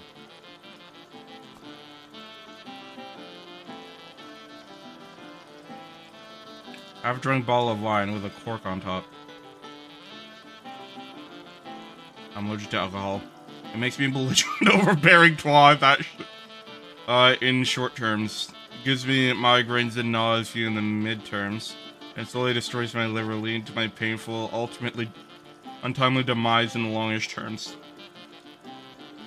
You're not allergic to alcohol, doof. That's exactly what it's meant to do. Then why you drink it? For fun. You don't look like you're having loads of fun. The night is young. It hurts.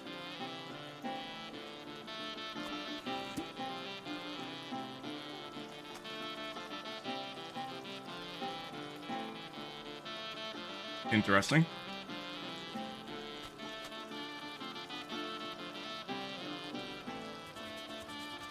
Pet the monkeys. Oh, who's this?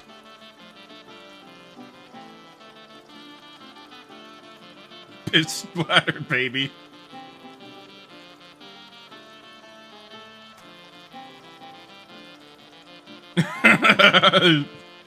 Throw him and cause a spillage. Yeah, he is. Magnum opus. Vile. I know people would love to drink that. Stop piss from the glistening rim. No thanks. Not putting my hand anywhere near that thing.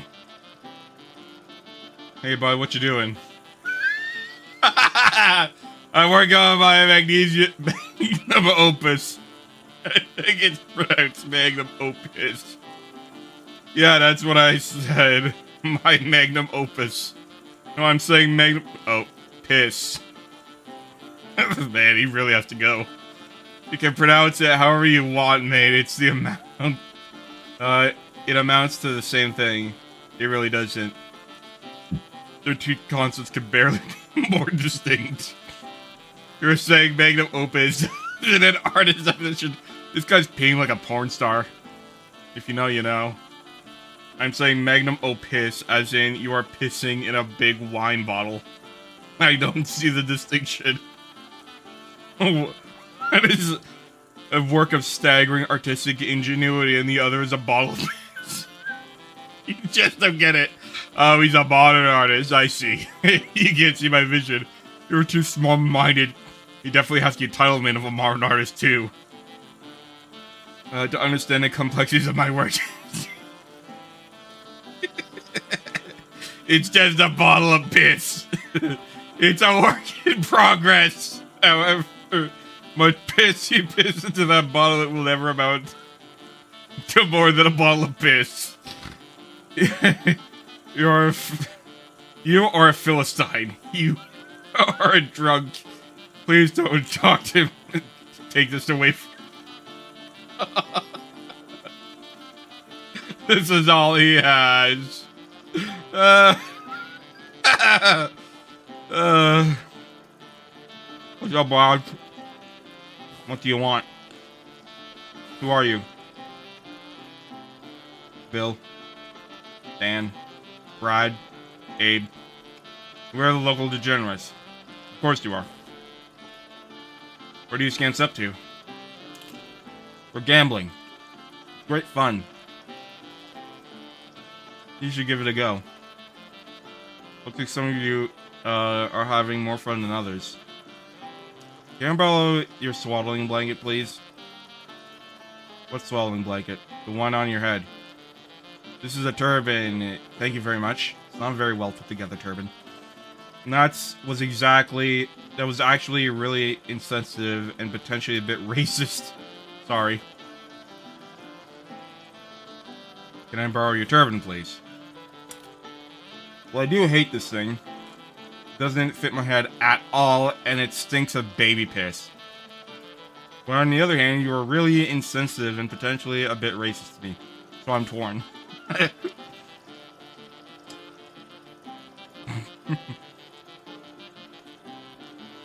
He's torn between improving his life slightly and spiting me.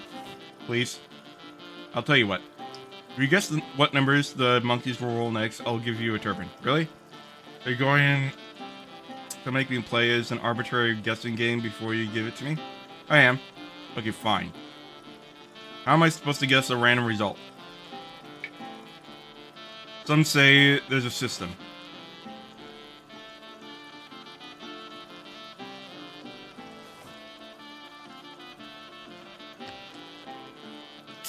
The first dice will be 2. The second will be... oh, sorry. Second will be a 3. The first dice will be a 1, and the second dice will be a 5. Actually, the first dice will be numbers the second guy said first. And the second dice will be the number the first guy said first. And don't forget to add Alan's number to the first dice and Colin's number to the second dice. Assuming 7 becomes 1, etc. Oh, and all 4s are 2s, and all 2s are 5s, of course. Except the final answer. Alright, flipping kidding me with this shit. Nope, haha. How would those guys even know what how the dice are going to land? It makes no sense. Just go with it. It makes no sense. Fine. If you're going to be like that, just take the swaddling blanket. But you might be missing out on a real sense of achievement, if you know what I mean.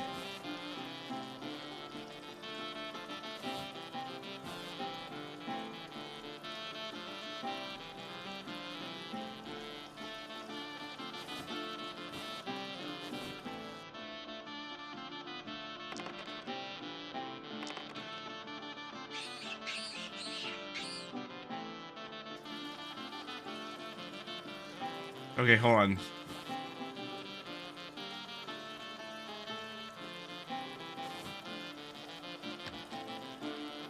The first dice will be a 1, the second will be a 2. The first dice will be a 4, the second dice will be a 4. Actually, the first dice will be a number of... okay, hold on.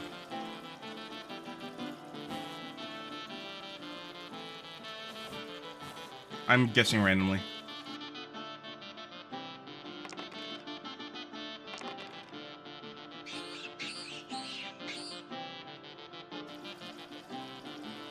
Okay.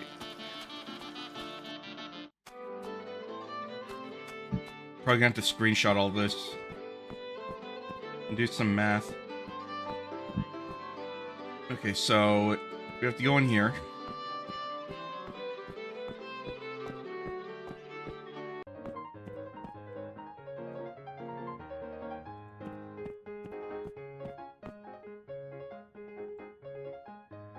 So this is Colin.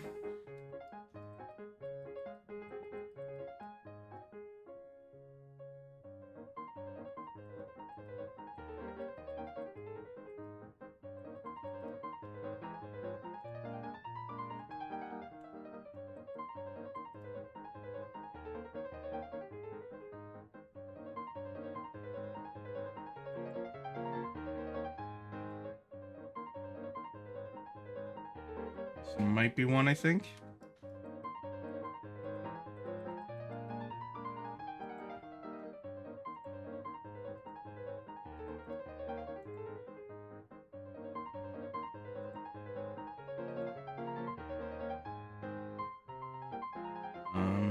There had to be more, right?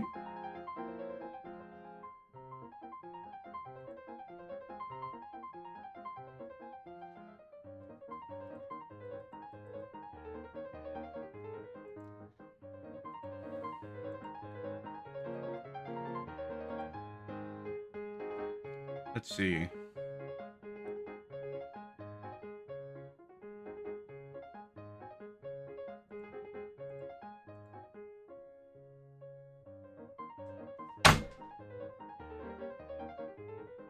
Another fruit fly.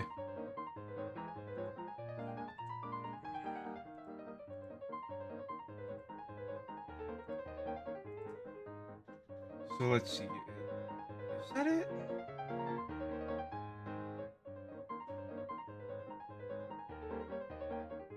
I guess?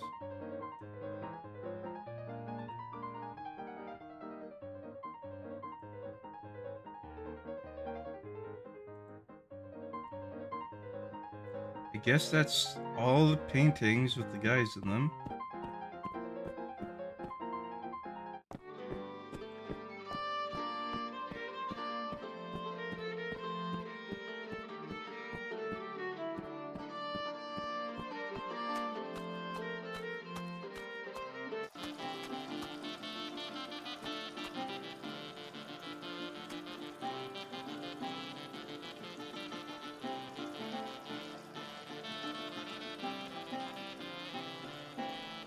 Let's look at these paintings again.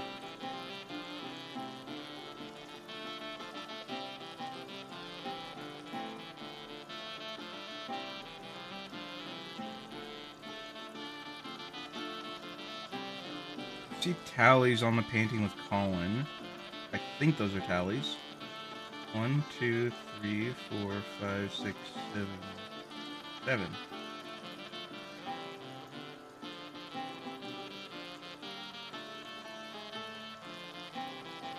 Okay, so. Who the heck are Colin and Allen? Go up with local drunks. But I forget which one's which. Those naughty boys carved their names into their pictures in the gallery if you want to find out. Okay. First dice, 3. Alt print screen. Paste. Second one will be a 1.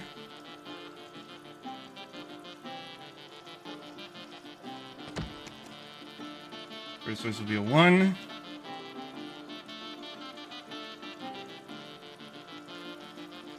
Second one will be a 3.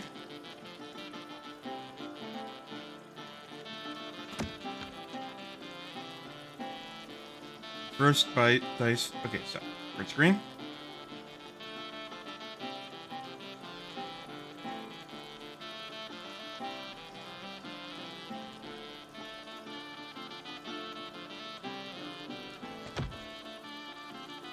Don't forget to add Alan's number to the first dice and Colin's number to the last dice.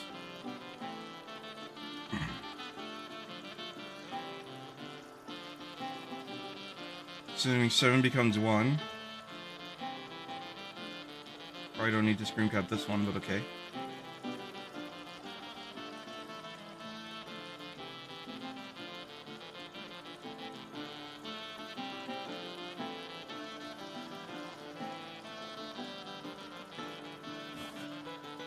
Okay, so, let's review this again.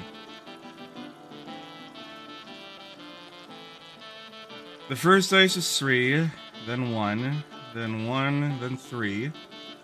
First dice will be the number the second guy said first. So.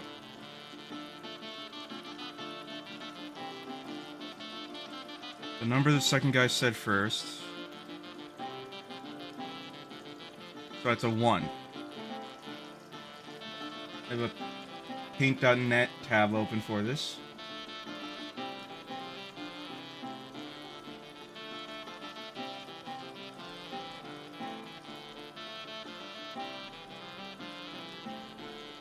So,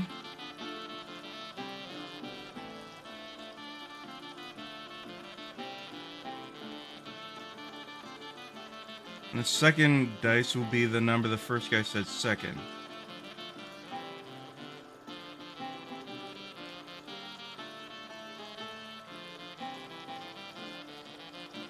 Which is another 1.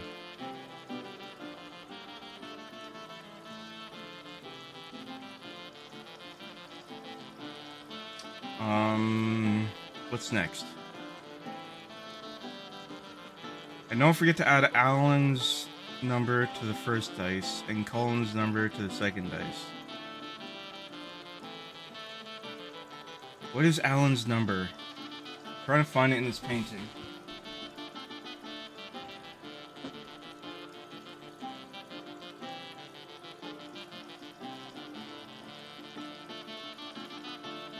I actually can't see it. What the fuck?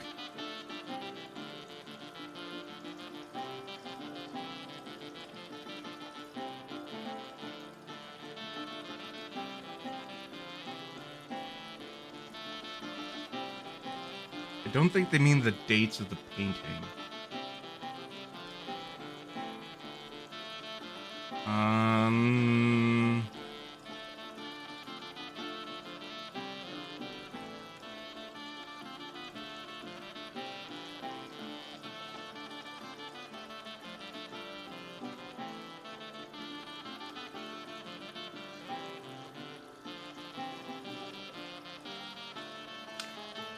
Alright, I'm looking at the walkthrough quickly. I don't want to look at the whole walkthrough. Just part that tells me where the number is, because I can't fucking find the shit.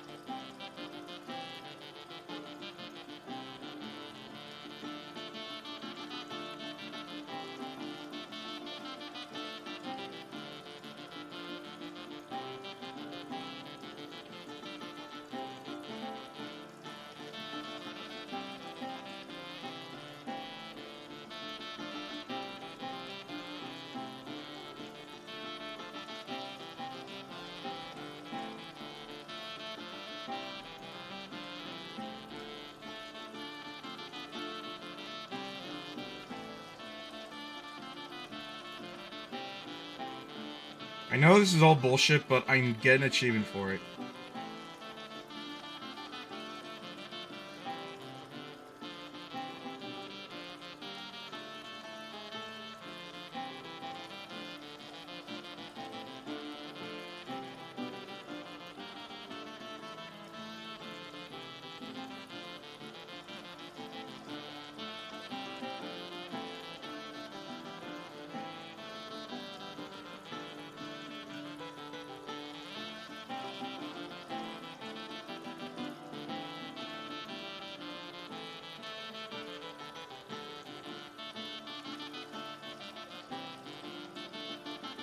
They carve their names in the gallery. Go to the first painting of the drunkards and see their name there. The drunkards are showing numbers in their hands. What?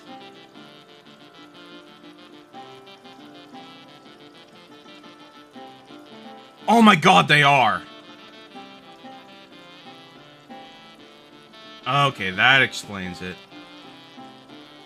So hold on. Let's go back to the math.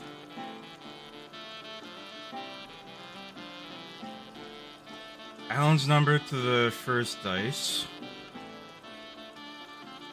which is 2. Becomes a 3.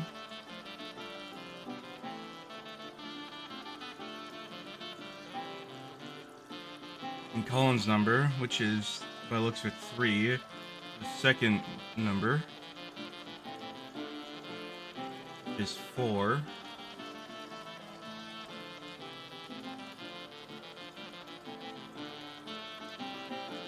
Don't forget to add Alan's number to the first dice and Colin's number to the second dice. Assuming 7 becomes 1, which it won't. Oh, and all 1s are 2s and 5s are 1s.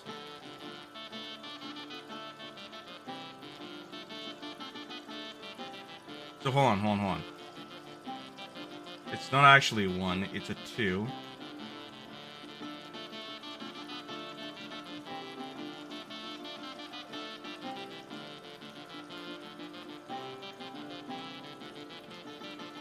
All 5s are 1s.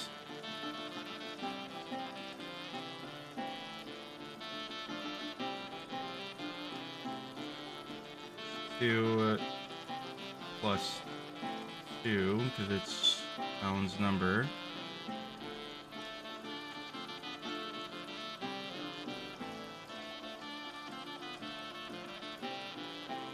Alan's number. So it's gonna be a 4. So it's 4 and 4?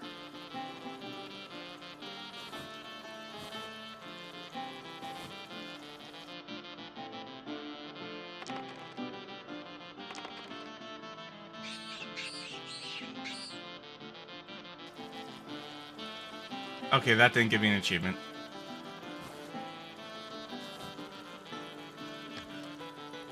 Shut up.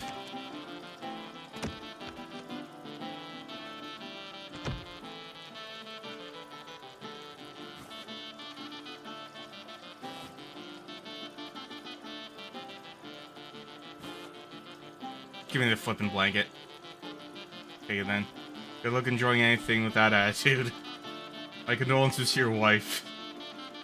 Asshole. Yeah, I'm not gonna stay in there for fucking ever trying to figure out that math problem. That was annoying as shit.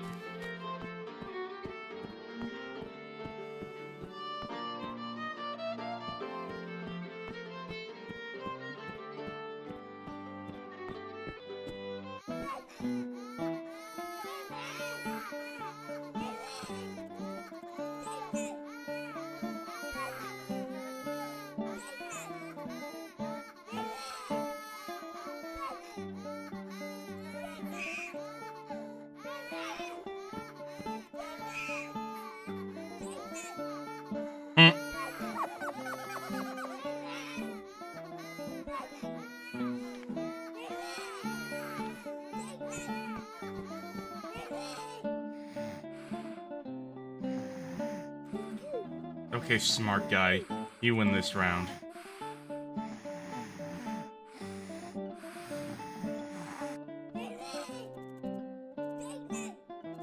Christ, don't thank Christ. I am the one who swallowed the little bastards.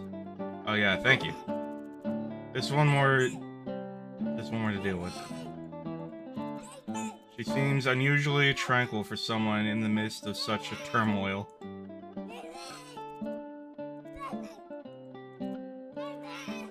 I'm busy right now. This poor bastard is shitting faster than I can wipe.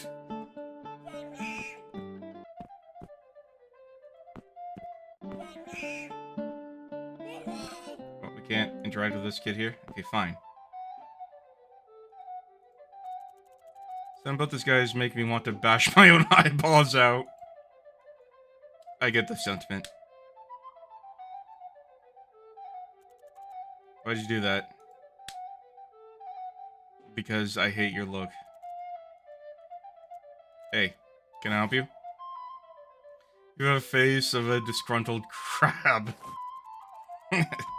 Rude. You look like a mangled leather boot mated with a mud-drunk toad. Ouch. You look like a little English boy whose daddy owns a country full of peat bogs. A county full of peatbogs. Why are you insulting me like this? You're just giving out such potential unlikable vibes. Your whole demeanor sickens me. I wish to see you suffer. I wish to plant the seeds of insecurities within you that will grow and flourish over long and painful decades. But are you okay? Do you need a hug? Sorry. It's been a weird day. I can't stand another moment in your presence. Okay, guy, you look after yourself.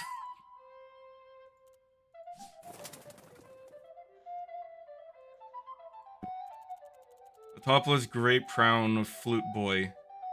I don't know if that's a boy. Giving George Philip Palimann's Fantasy in C major a bloody good go.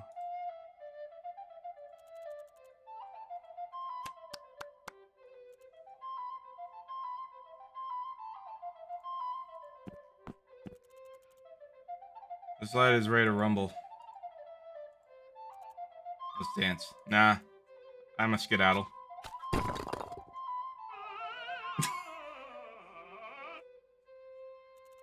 Seriously though, not cool.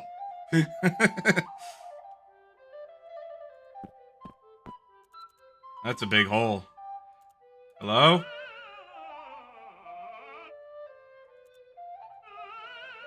I already did this, come on. It is by its definition a lack of physical essence.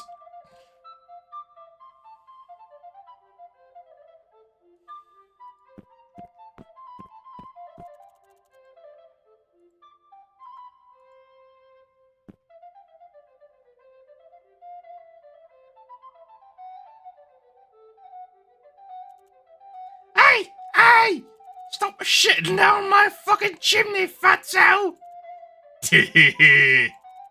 Shoo! Get out of here! Plop plop. Colon P. I'll brush you into a million pieces if you don't stop shitting down my fucking chimney! Please, sir, I implore you to stop shitting down our fucking chimney. Your ruddy slop keeps extinguishing our fire. We aren't able to cook our food to heat our home. To burn our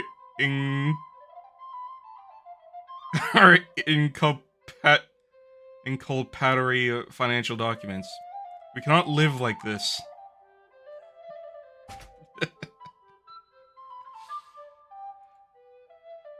Oh, no! Please don't. Oh my god. Okay, at least it does the shortened version. That's what I want to do. A water pump with a large wooden handle and a spout slightly less wide than a standard meat pie. I'm not thirsty. And drinking directly from the pump is bad etiquette. And water is for losers. So don't drink water and you don't drink alcohol.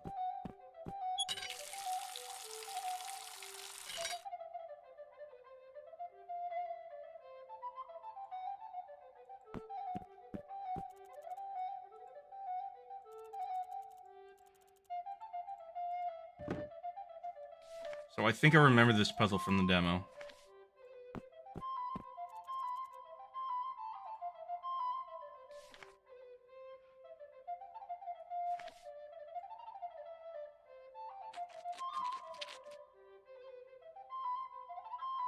Oh, wait.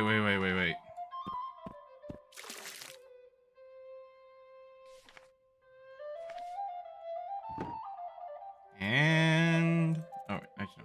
Looks delicious. I like my beef rare, but that's taking it a bit too far. And... there we go. Look at a strawberry milkshake.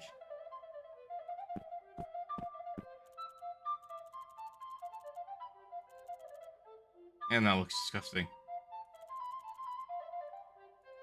Yes, that's totally what it is.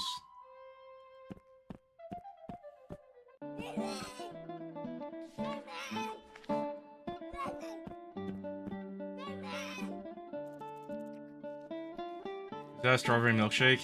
Something like that. Great work. I can finally put a travel pillow to use and get some dang shut-eye. Pro child silencer. That's great, Tarkin. You take a nap. It's not like we have 6 other kids to look after. I just keep wiping this perpetually filthy arse while you get some kip.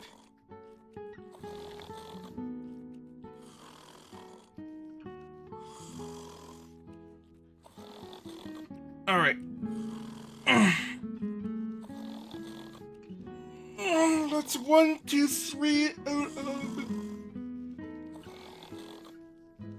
out of 7.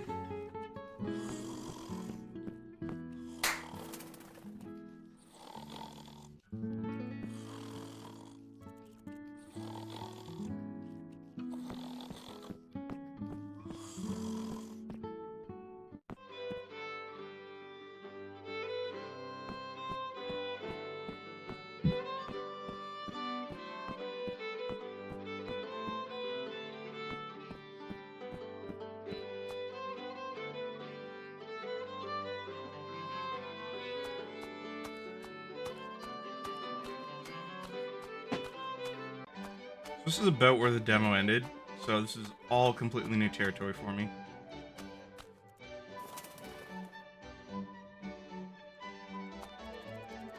Very fancy chamber group playing a chirpy rendition of George Philip Teleman's Trio 3 in G major.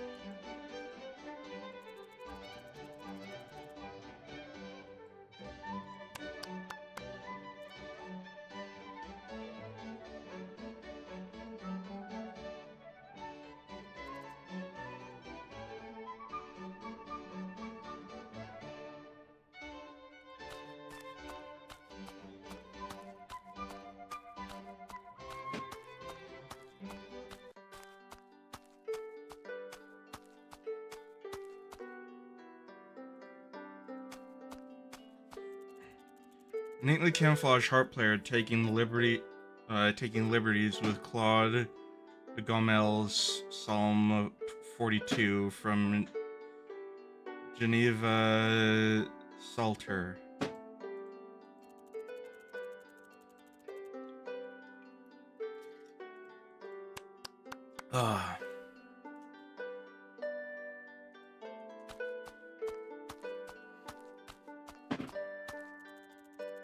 Landscape painter, painting a landscape.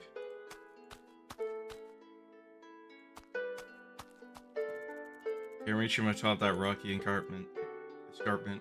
Nor do I especially wish to. Hello up there. Who said that? Are you talking to me, from the other world? No, I'm talking to you from behind you. Behind me. A voice from my past? Fascinating. You're not my grandmother by any chance, are you? I'd love to confirm some of the details of your interlude recipe. What? No. Not a voice from your past. I'm literally physically standing behind you. Behind me? So to find you, I must find myself? No, to find me, you must turn your head. Are you high? Very. Fair enough. Okay, dude, I'll leave you to it. Your fears mean to harm you. You must destroy them while you have a chance. What? Come back! No, I'm just gonna leave him like that. Oh boy, there's a lot of places to go now.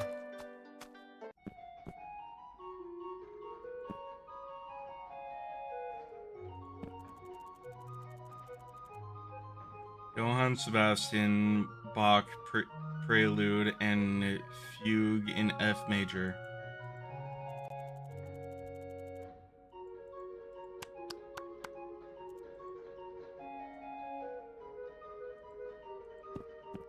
Another shrine to pray to.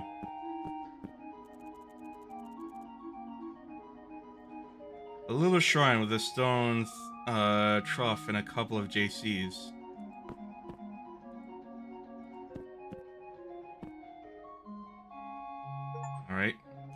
Let us pray. Then he turned towards the wall and prayed to the Lord.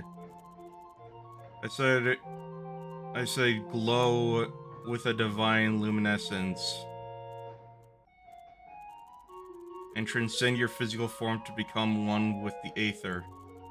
Not close your eyes and jump. You shall never learn to levitate if you cannot first learn to listen. Jesus Christ, just help the poor boy down already, will you? Oh my. I will not! For behold, my palms still bear the splinter scars from the last time. Aww. Colon, comma, open bracket. Ouch. Or imagine having Jesus literally in your rafters.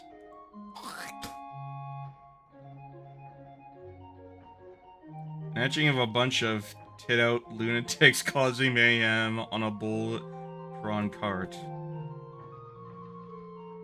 Yep, those tits are out alright.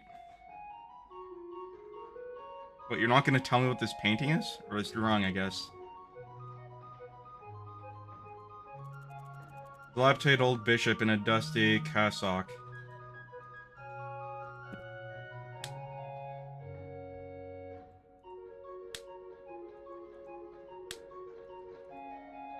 Okay, let's talk to him. Greetings, Bishop. How may I be of service, my child? Who are you? I am Bishop Steam Hoover, the owner of this here church and all that lays within it. I thought all that lays within it belongs to God. Actually. What's with the weird etching? I love a good etching, I do. Why is this place so quiet? Religion isn't very fashionable around here at the moment. Yeah, I see that. The dawn of the age of reason and all that. Also, I think we built the church too far uphill. Ugh, trust me. You don't know churches uphills until you've been to Italy, let me tell you. They're nothing but uphill. And, there were some incidences. Say no more. Let me guess, pedophilia. God bless you, goodbye.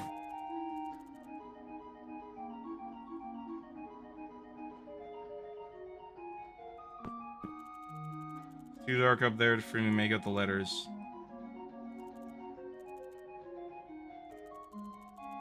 I can't reach in, and I don't want to move on. Hello, sign. How are you today? Why are you talking to the sign? Why does anyone do anything? It's all part of God's plan. It's all part of God's plan.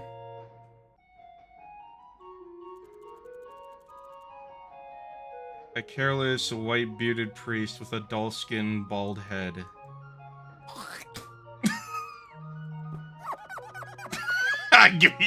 Giving him a spit shine. A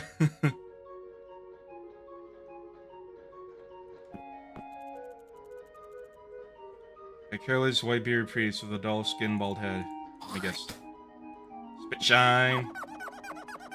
Ooh. I literally did spit shine it. No spitting.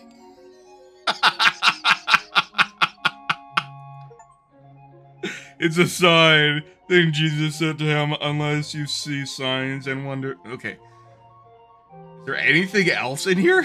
That's literally all this was for?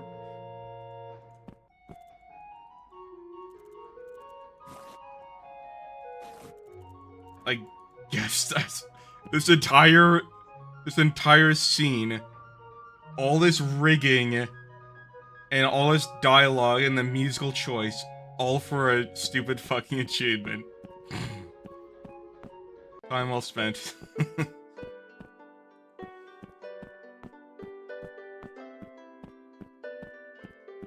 I mean, maybe there's something to do with that drawing, but still.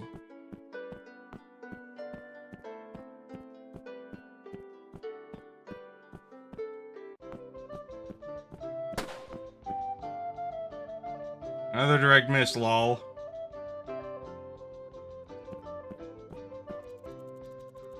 So we got ourselves a classic 16-unit hunter shouting insults from an adjacent rocky outcrop situation. Hello? What? What? I can't hear you. I can't hear you. What? Hello? Never mind. Can't hear you. The treacherous chasm between us. Being like Christic.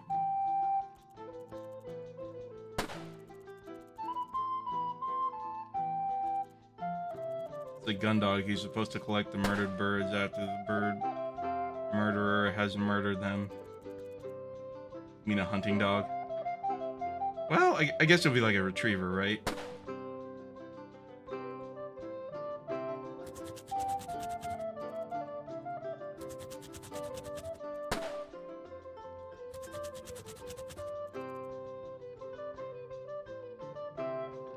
Oh my, these two.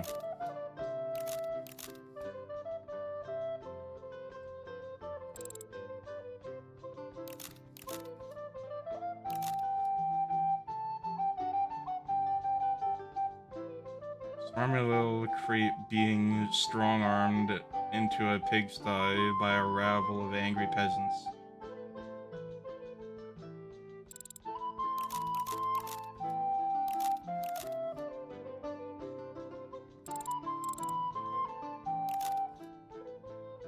A couple of hench farmers.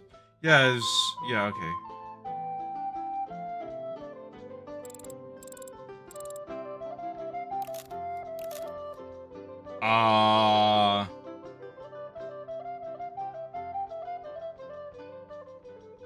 A little egg demon caressing the well-troused cock and balls of an eager drinker.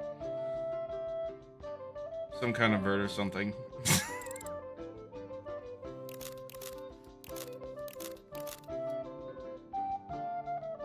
A giant emptying a sack of coins while some peasants queue to enter his rear chasm.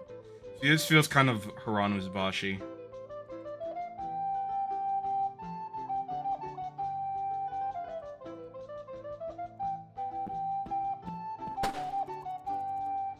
His boots and trousers look too far big for him.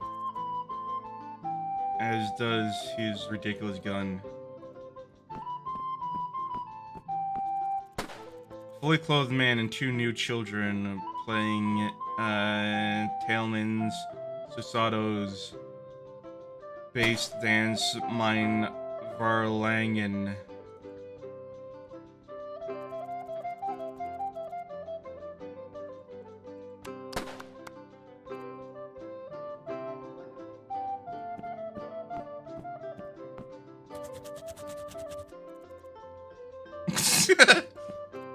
Hello. Yes. Who are you? I am Peter von Poiter, the local bird murderer. I get the feeling that the guy who made this is a vegan, like one of the PETA kind. Then again, this game seems like it was made by someone who's actually self-aware. What are you doing? I'm trying to murder some birds, but I'm having a bit of trouble gauging their distance. Is there something I can help you with? Yes, please. My spotter fell off a cliff. Oh, I see what to do. You want me to climb down and see if he's alright? Oh no, he's dead for sure. But I can't tell how far away these flipping birds are. Will you spot them for me? How does one spot? Yeah, I figured. Okay, I'll help you. Great. Do you know the names of the local birds? I imagine I can figure them out from context clues. Okay, I met one called Andrew.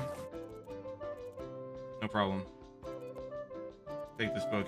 I hope you'll learn the names of local birds. Come back when you can name at least 10 for me. We'll get started. Oh no, do I actually have to find birds?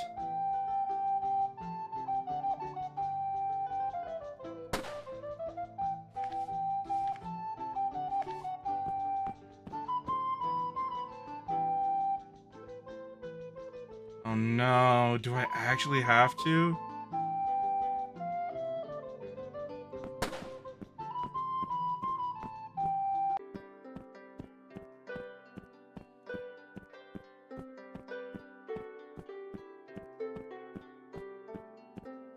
Alright, I got like 30 more minutes left in me before I completely run out of steam. Maybe. I don't know, it feels like 15 at the moment.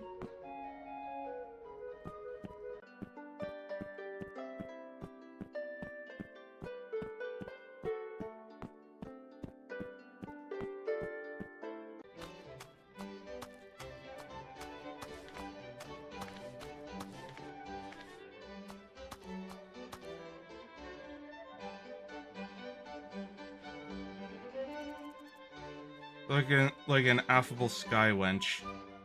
I'm pretty sure it's not what it's called. That's one. Oh, so I do have to go and find them all. Oh my. A couple of lives having a Barney. Yeah, let's try and finish the bird quest first, because that one seems pretty straightforward and simple.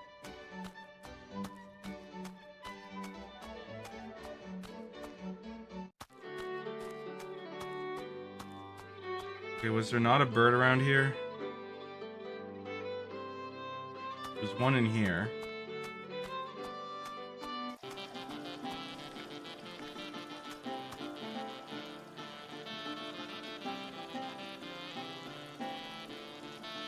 Brutish Whomper. 2. There's one.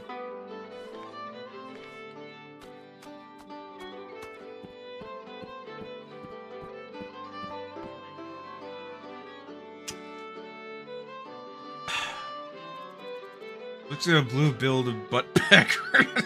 That's 3. Okay.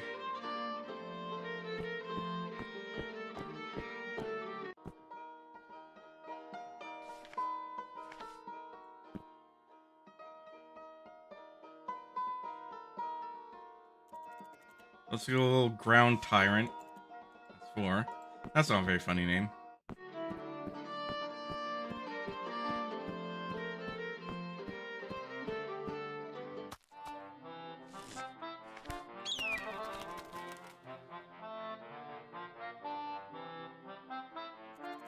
Looks like a snorkel hooded watercock.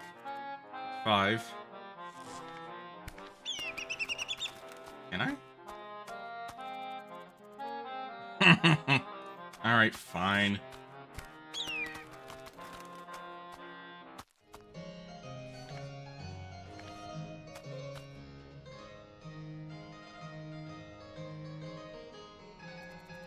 Look at like a star-spangled turkey. Really? I thought this would have been the star-spangled turkey.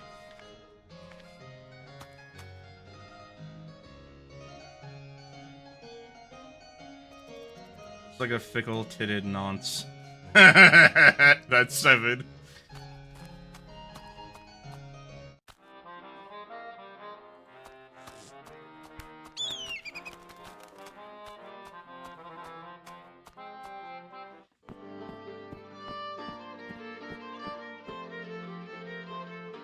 Oh, are we not allowed back in here? Alright, there's a parrot in here.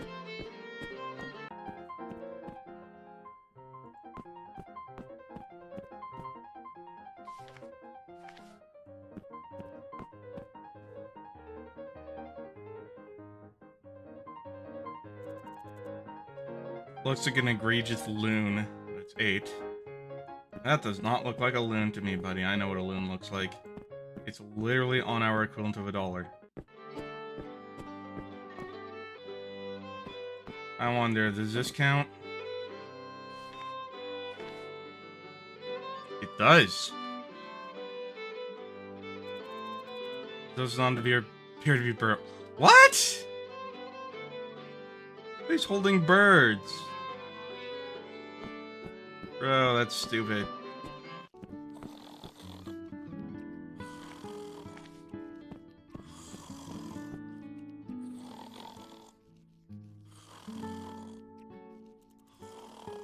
Liverpool Sky Lunch. Okay, yeah, so we already have that one. Damn it, that's what I was afraid of.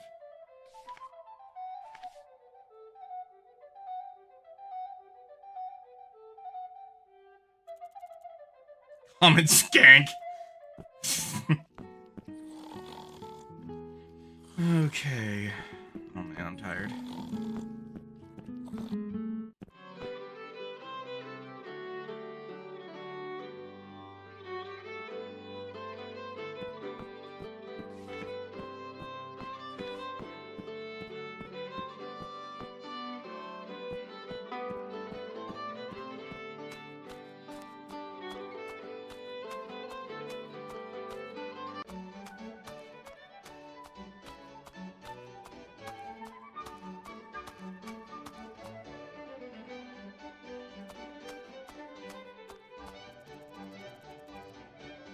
Come on, you know, fine, well, you're not supposed to go there yet. Hey, jeez. Oh, come on! I'm one bird away, and I'm really, really tired.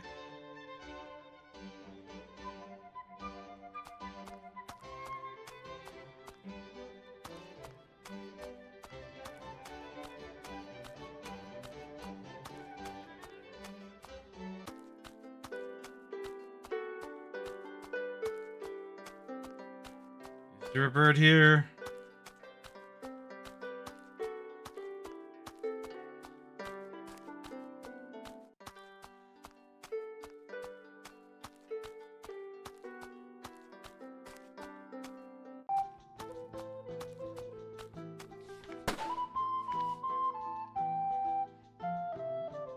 Holding a bird? Come on, that doesn't count.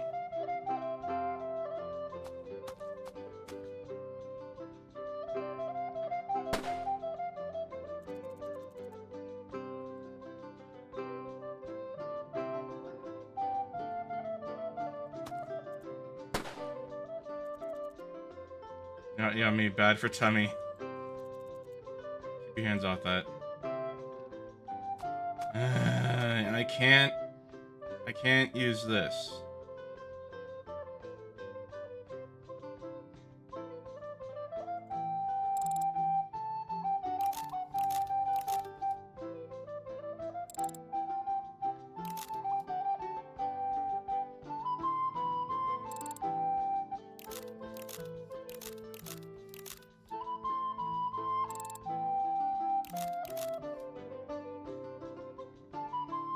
Yeah, I see the ones in there. Come on.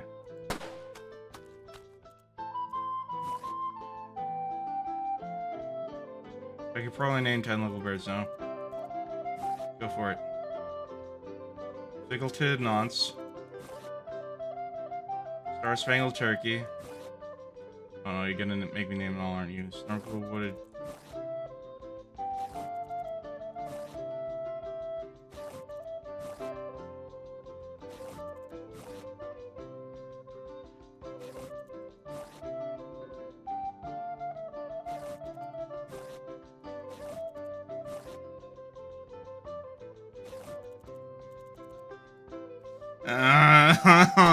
You're gonna make me prove it. I want to go to bed.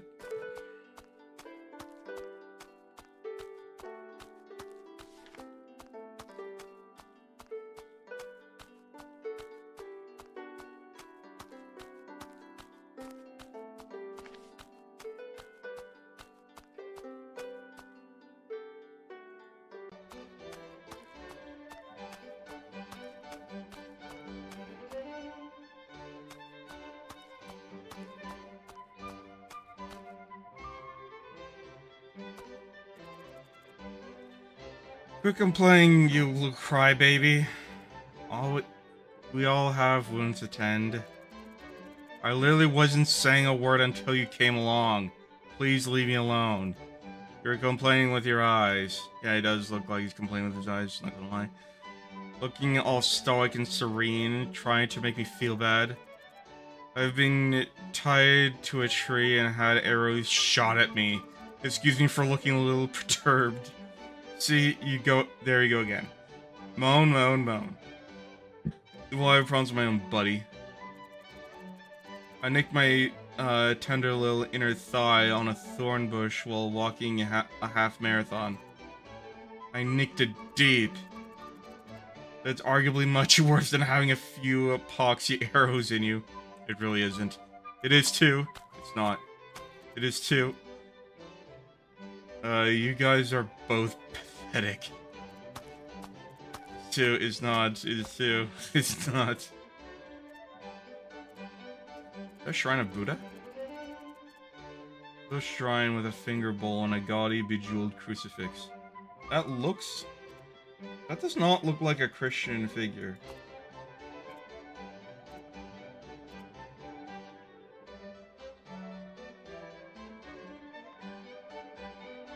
So isn't this from the Sistine Chapel?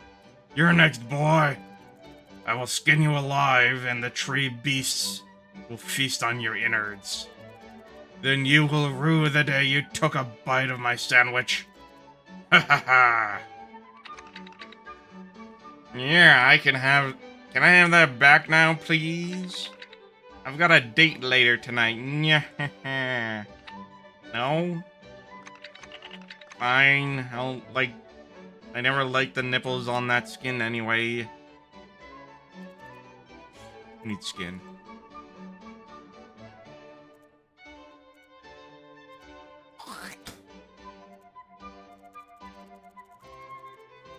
His ailments do admittedly look comparatively less serious than the other guys. Wow, he just doesn't care.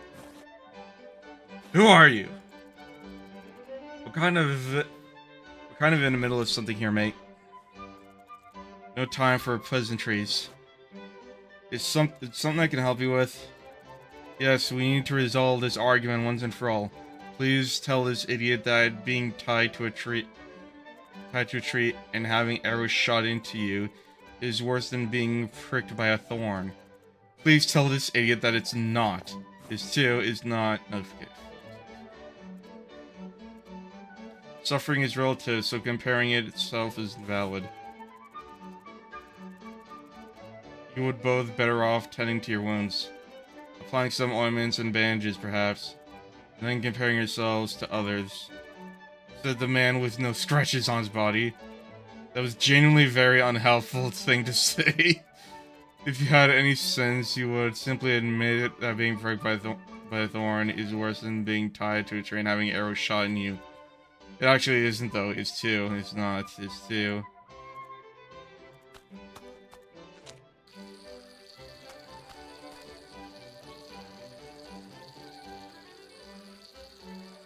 You think you could pop that back in? Okay. Thanks, babe. And where were we? Who did this to you? It was the work of a pesky thorn bush. I think he was talking to me. It was not. Was too. Was not. Oh my god.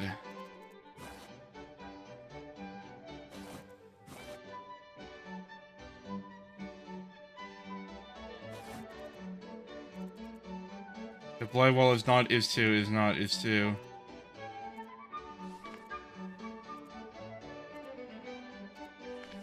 Wait. Damn it.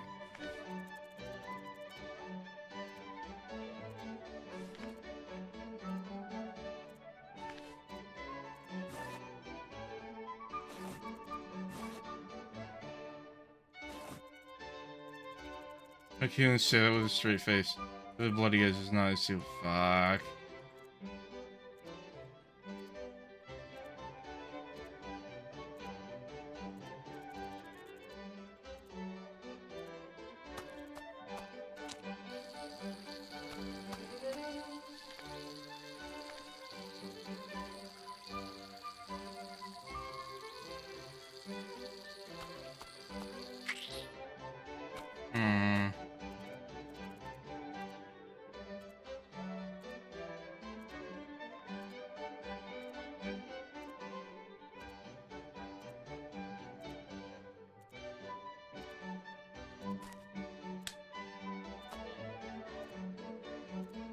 What am I supposed to do? I smash levers etching in a murky pond. Wait. Hey guy, what's cooking? My beloved wife-to-be is experiencing a temporary bout of womanly hysteria. It appears she has become overwhelmed by the emotions of our big day and taking a momentary leave of her wits. As a consequence, she has taken refuge in the comforts of this puddle while you mansplain until the confusion blows over. At which point we will doubtlessly return to the altar and complete the readings of our nuptials. Isn't that right, darling? Darling? I do not want to marry you. I never want to marry you, and I will never want to. I only ever got as far as donning this stupid dress because my stupid father told me I must, and I did not think it possible to disobey him. Quite right. I see now that anything is possible. Oh dear. I may simply lay in the murky puddle if I wish to. Nice. Then please believe me when I tell you doing so is infinitely preferable to laying with you. Golly. Still hysterical, / Clearly. We'd better give her another minute.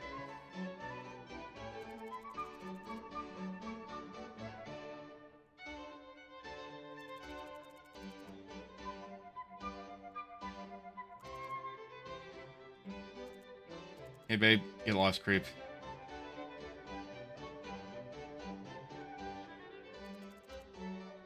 Going with me, pal. I guess it's that easy.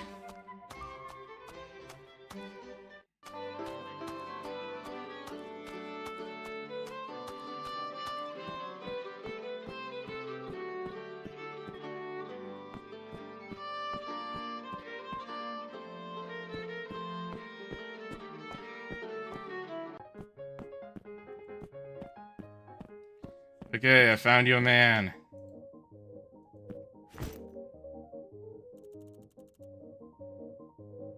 My darling, we are made for each other. We are.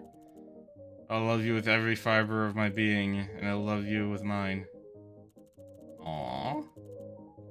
Allow me to commission a tiny painting of your cheeky little butt. I'll allow you to commission 1,000 tiny paintings of my cheeky little butt. We will adorn every wall with our home with the tiny paintings of our cheeky little butt. We will give tiny paintings of my cheeky little butt to all those who cross our path. And a pile of tiny paintings of my cheeky little butt so high they reach 1,000 through space and touch the stars. Let's grow old together. Okay. Oh, that's not exactly what I meant.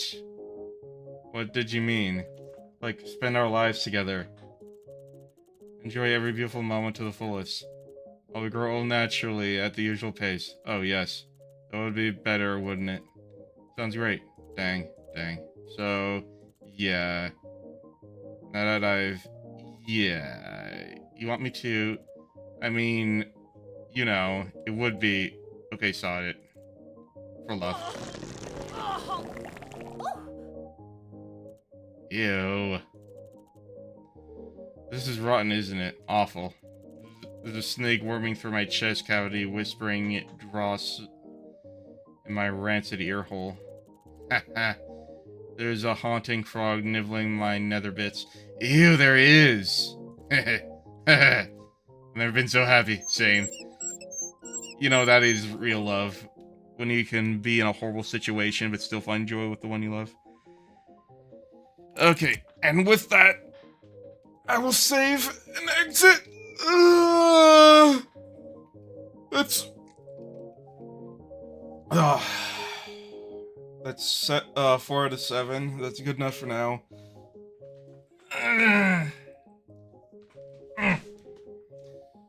Good night, everyone.